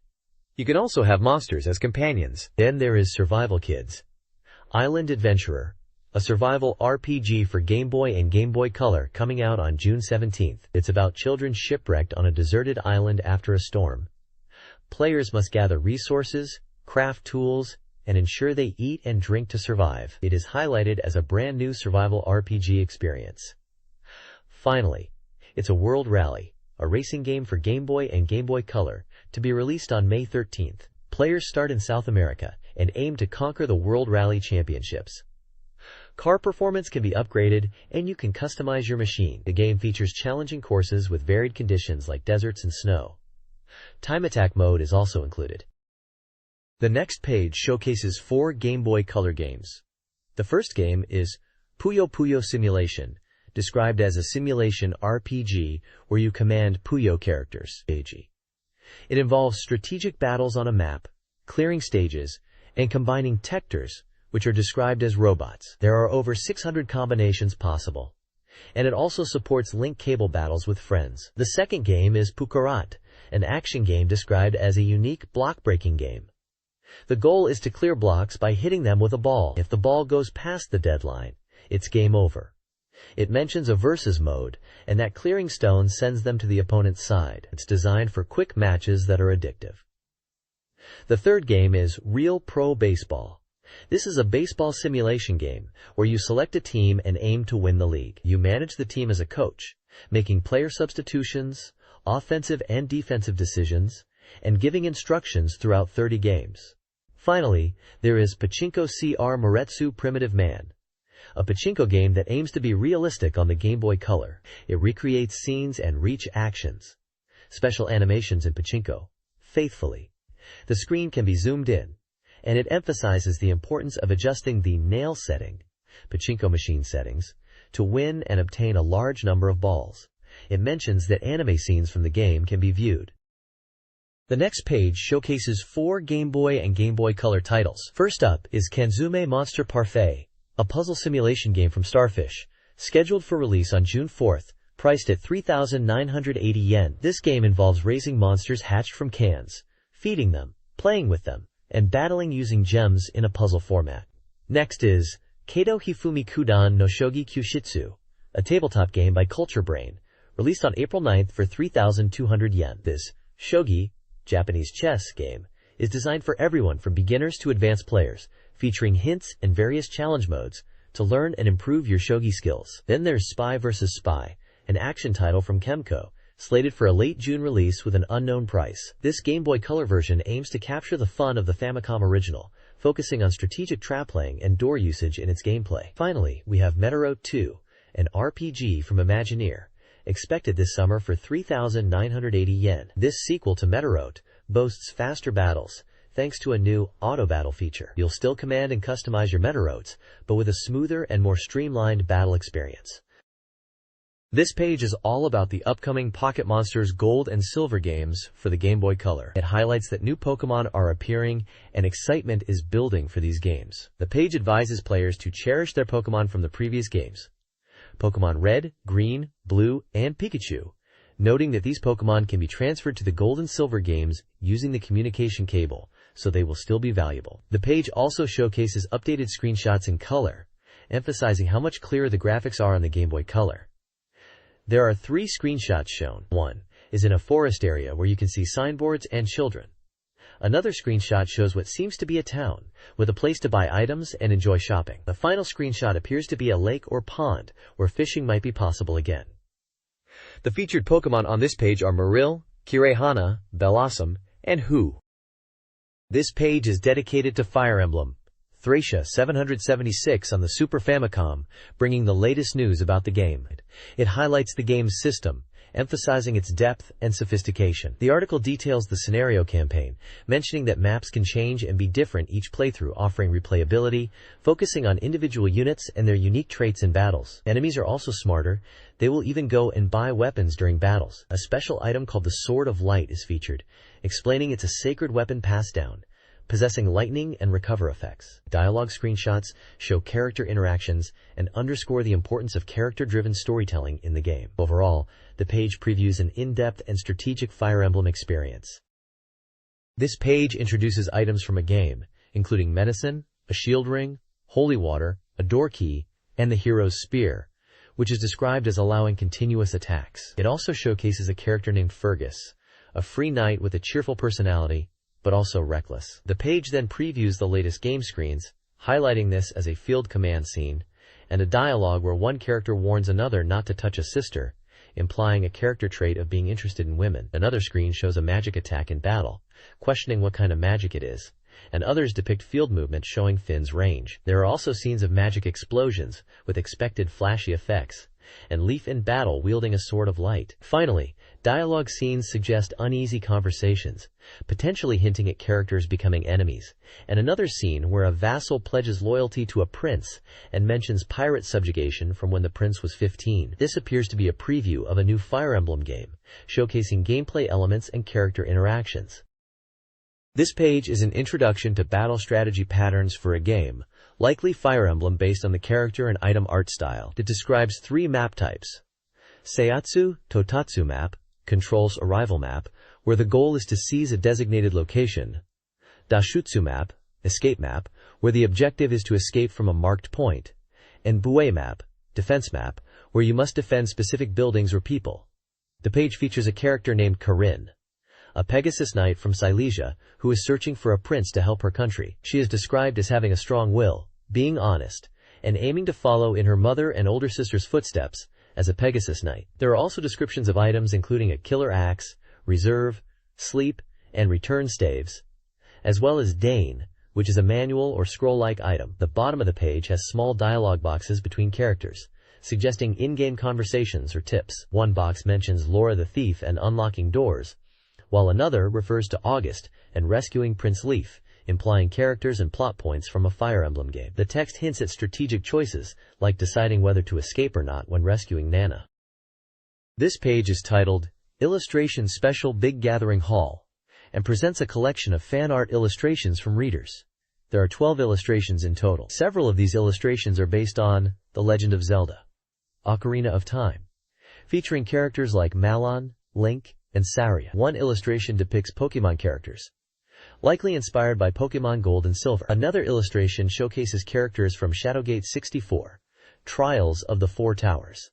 There's also fan art for Famicom Detective Club, Castlevania 64, and Legend of Ogre Battle, as well as for other games or anime like Getter Love and Tenchi Muyo. Each illustration includes a short comment from the artist, along with their name and location. The introductory text at the top mentions the increasing number of submissions and congratulates those whose artwork was selected. It also gives guidelines for future submissions regarding size and condition of the artwork.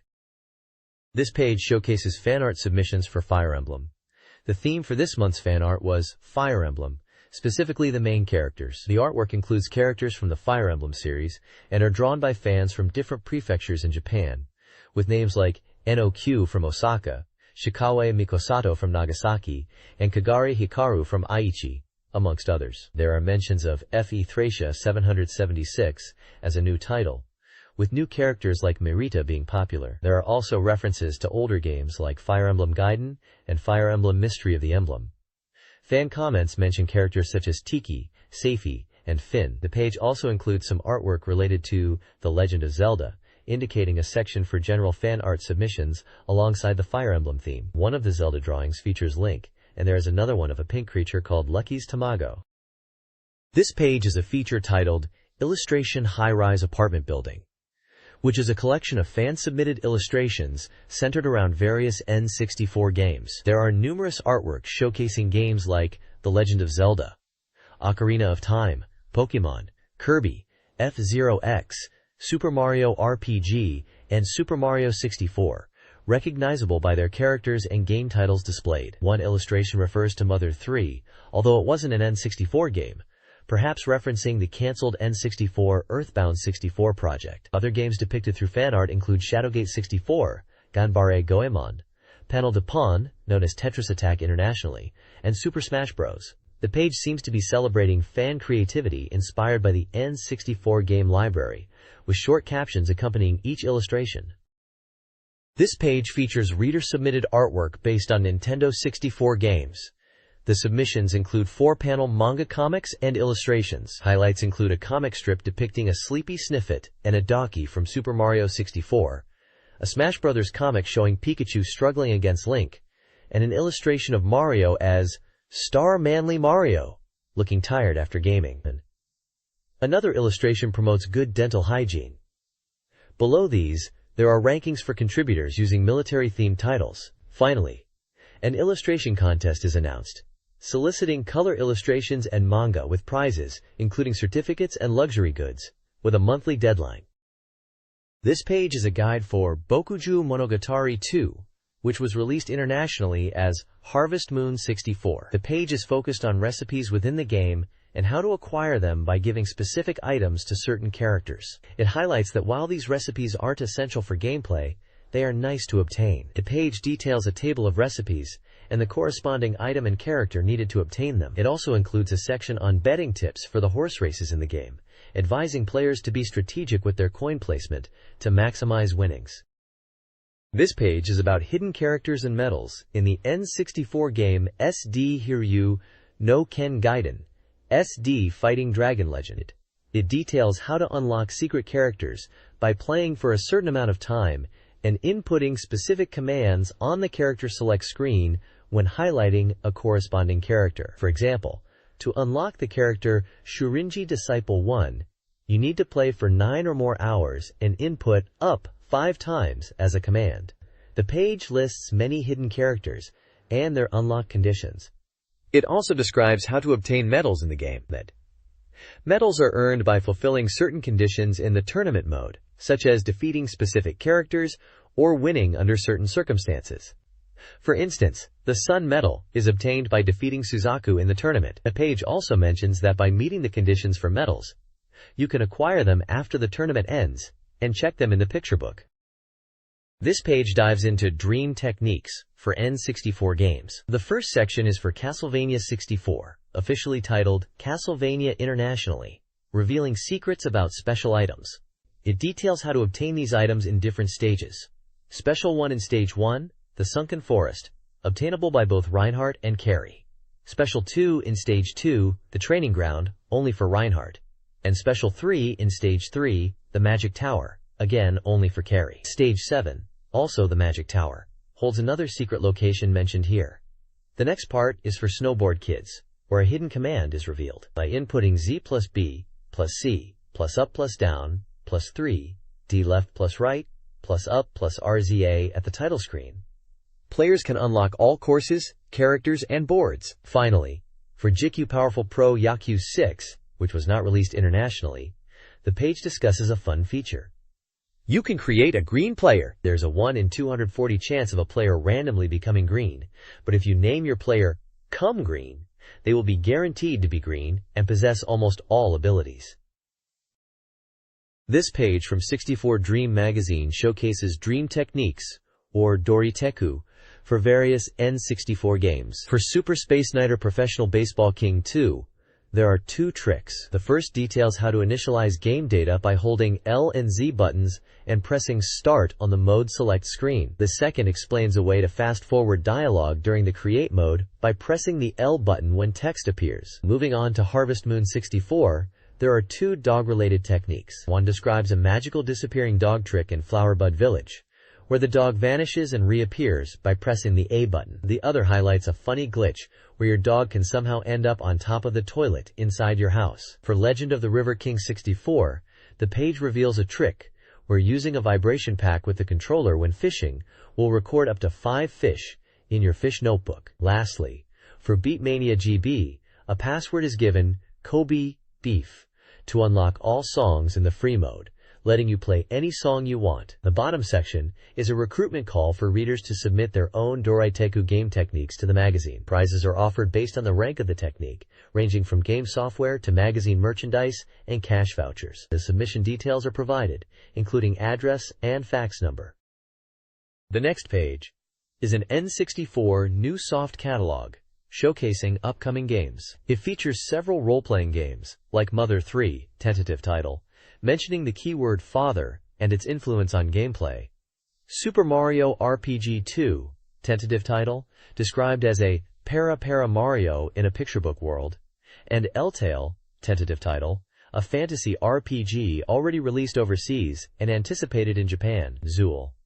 Monster Trainer Legend is another RPG, with a confirmed release date of June 1999, focusing on Monster Collection. Konami's Hybrid Heaven is set for release on July 1, 1999, highlighting its command-based action RPG gameplay. Robot Pankatsu 64, tentative title, is a robo-tracing RPG with Game Boy connectivity. In the action genre, Ultra Donkey Kong, tentative title, is a 3D Donkey Kong title from Rare. Conker's Quest, tentative title, also by Rare, features Conker in various roles with beautiful graphics and multiplayer modes. Lastly, Kirby 64, tentative title, initially planned as a racing game, is being reworked into a Mario Party-style action title with minigames, expected in summer or autumn.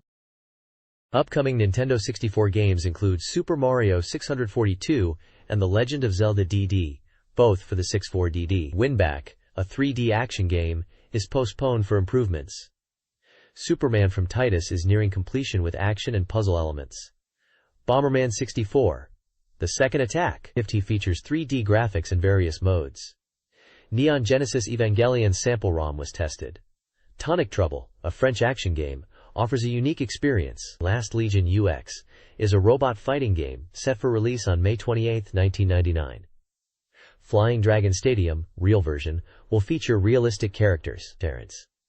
Shadowgate 64 lets players explore Shadowgate Castle. Kindaichi Case Files involves an investigation. SimCity 64 for the 64DD allows players to build cities. This page highlights several upcoming N64 games. Nintendo's Cabbage is a quirky simulation with creature raising. Konami's Jikyu Gi Stable is a horse racing sim with Game Boy data transfer. Quest's Ogre Battle 3 is a large strategy game delayed to summer. Other strategy games include Tommy's Macross and Hudson's 64 Wars, which links with a Game Boy title. Bandai's PD Ultraman allows character import from the Game Boy. Flight Simulator offers aerial combat. Culture Brain's Nintama Rantaro is a 2D puzzle game. Star Wars Rogue Squadron is a shooting game from Nintendo. Violence Killer, renamed Turok 2, features fast-paced shooting and 4-player battles. Mario Golf 64 is a casual golf game. Finally, another Nintendo golf title promises a more realistic simulation. Several N64 games are slated for release. Konami is releasing NBA in the Zone 2 with updated 99 season data, and J-League Perfect Striker 2, a soccer game with no release date. Asmik Ace Entertainment's Virtual Pro Wrestling 2, King of Kingship, featuring real wrestlers, is coming in summer. Culture Brain offers Ultra Baseball Jitsumeiban 64, with a returning Ultra mode, and Pro Guidance Mahjong Hyo, a Mahjong game.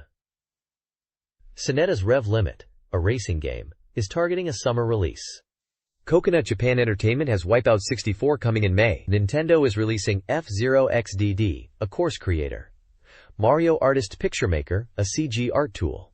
Mario Artist Polygon Maker, for 3D character creation. Mario Artist Talent Maker, an image transformation tool. And Mario Artist Sound Maker, a music creation software. This article previews upcoming Nintendo 64 games. Pokémon Stadium 2, releasing April 30, 1999, offers battles with all 151 Pokémon. Densha de Go 64, A train simulator with voice recognition is expected in summer '99. Jissen Pachislo Hishuhao, a Pachislot simulator is in development. Dubutsu Banshao, Kari, from the creators of Jungle Park, anticipates image reveals in May. Kyojin no Doshin, Kari, features a growing giant experiencing loss and is nearing completion. The article also addresses cancelled titles, expressing disappointment over their removal from release lists. It highlights Winback as a realistic, time-sensitive infiltration game, and Violence Killer as an enhanced Turok with intense graphics. SimCity 64 aims to utilize the 64DD for diverse game creation. Mario Artist Picturemaker, Kari, promises enhanced creative tools. A reader interprets Kyojin no Doshin, Kari, as a metaphor for human growth. This page is a Capcom fan club section featuring news and fan feedback. The big news is about Resident Evil 2 coming to the N64, announced by Nintendo of America. It mentions the game is using 2 CD-ROMs worth of data from the PlayStation version. There's a user mailbox section showing fan artwork and comments. Fans are excited about games like Resident Evil, Dino Crisis, and Rockman X4. One fan is excited for a 3D stick control scheme for Resident Evil, and another hopes Capcom doesn't forget about Rockman. The page also features a Checky postcard ranking, which lists the popularity of game series based on postcards received. The Resident Evil series is at the top, followed by Final Fight, Rockman, Street Fighter II, and Vampire: Darkstalkers. Finally, there are adverts for Resident Evil 2 merchandise, a drama album called Small Survivor Sherry, featuring a radio drama adaptation of Sherry's story, and a remix album called Biohazard 2 Remix Metamorphoses, with dance remixes of Resident Evil 2 music by DJ Piston Nishizawa. This page is advertising a reader prize giveaway from the magazine. The top prize is a Nintendo 64 console. Other prizes include various colored N64 controllers and Game Boy Color consoles, including a special Pokémon 3rd Anniversary Edition and IMAX-style colored versions. There are also HoriPad Mini 64 controllers, a Game Boy Pocket case, and game cleaning supplies being given away. Game-related prizes include the N64 game GQGI Stable, a horse racing simulation game, and another horse racing game for Game Boy called Pocket GI Stable. There is also the N64 baseball game Chao Kukan Niter Pro Yakyu King 2, which features a baseball game simulation. Plush toys from Pokémon Friends 6 series and a Transformer Beast Wars game for Game Boy Color are also listed. Finally, a CD case commemorating the 10th anniversary of Citron label is also a prize. This is a reader survey for 64Dream magazine, featuring mascot Anketo-chan's Welcome. The survey gauges reader opinions on the current issue, covering the cover, articles, favorite characters, and interest in upcoming N64 games. Articles from the magazine include features on monster characters, N64 rankings, and articles about various games like Pokémon Stadium 2 and Ogre Battle 64. Alas, a list of upcoming N64 games is also provided, including titles like Donkey Kong 64, Kirby 64, and Paper Mario. Prize winners from the April issue are announced. The survey includes a reader's corner addressing a player's frustration and breakup, a grading chart, and a dog illustration encouraging survey submissions. The July issue of this magazine, releasing May 21st for 490 yen, teases upcoming articles in the next menu section covering Mario Golf 64, Ogre Battle 64, Densha de Go 2, and Pokémon Gold and Silver. A new series by Kazutaka Ida is also announced. The editor's voice section discusses reader gifts from the April issue, personal anecdotes about work, and plans for new merchandise including Turn and Ghibli. The editors express interest in large-scale RPGs and Kyoto settings. The page includes a staff list detailing various roles, a comic strip, and advertisements for contacting the editorial department, back issues, and showcasing past covers of games like The Legend of Zelda, Ocarina of Time.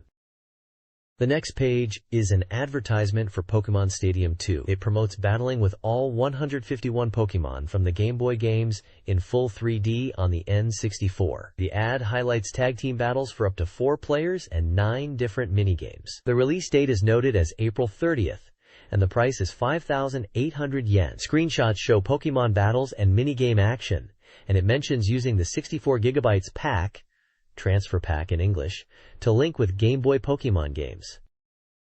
This page is all about the Nintendo 64 game, Game of Life 64. It highlights how you can use the 3D stick to spin a roulette in this fun, chibi-style life simulation game. The game is already available and popular, priced at 6,800 yen.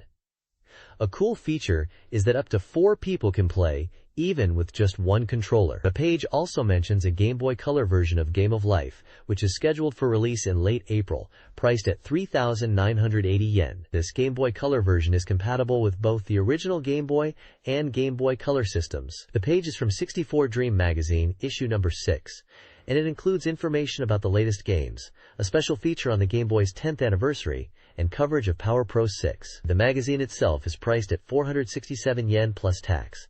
The game is published by Takara.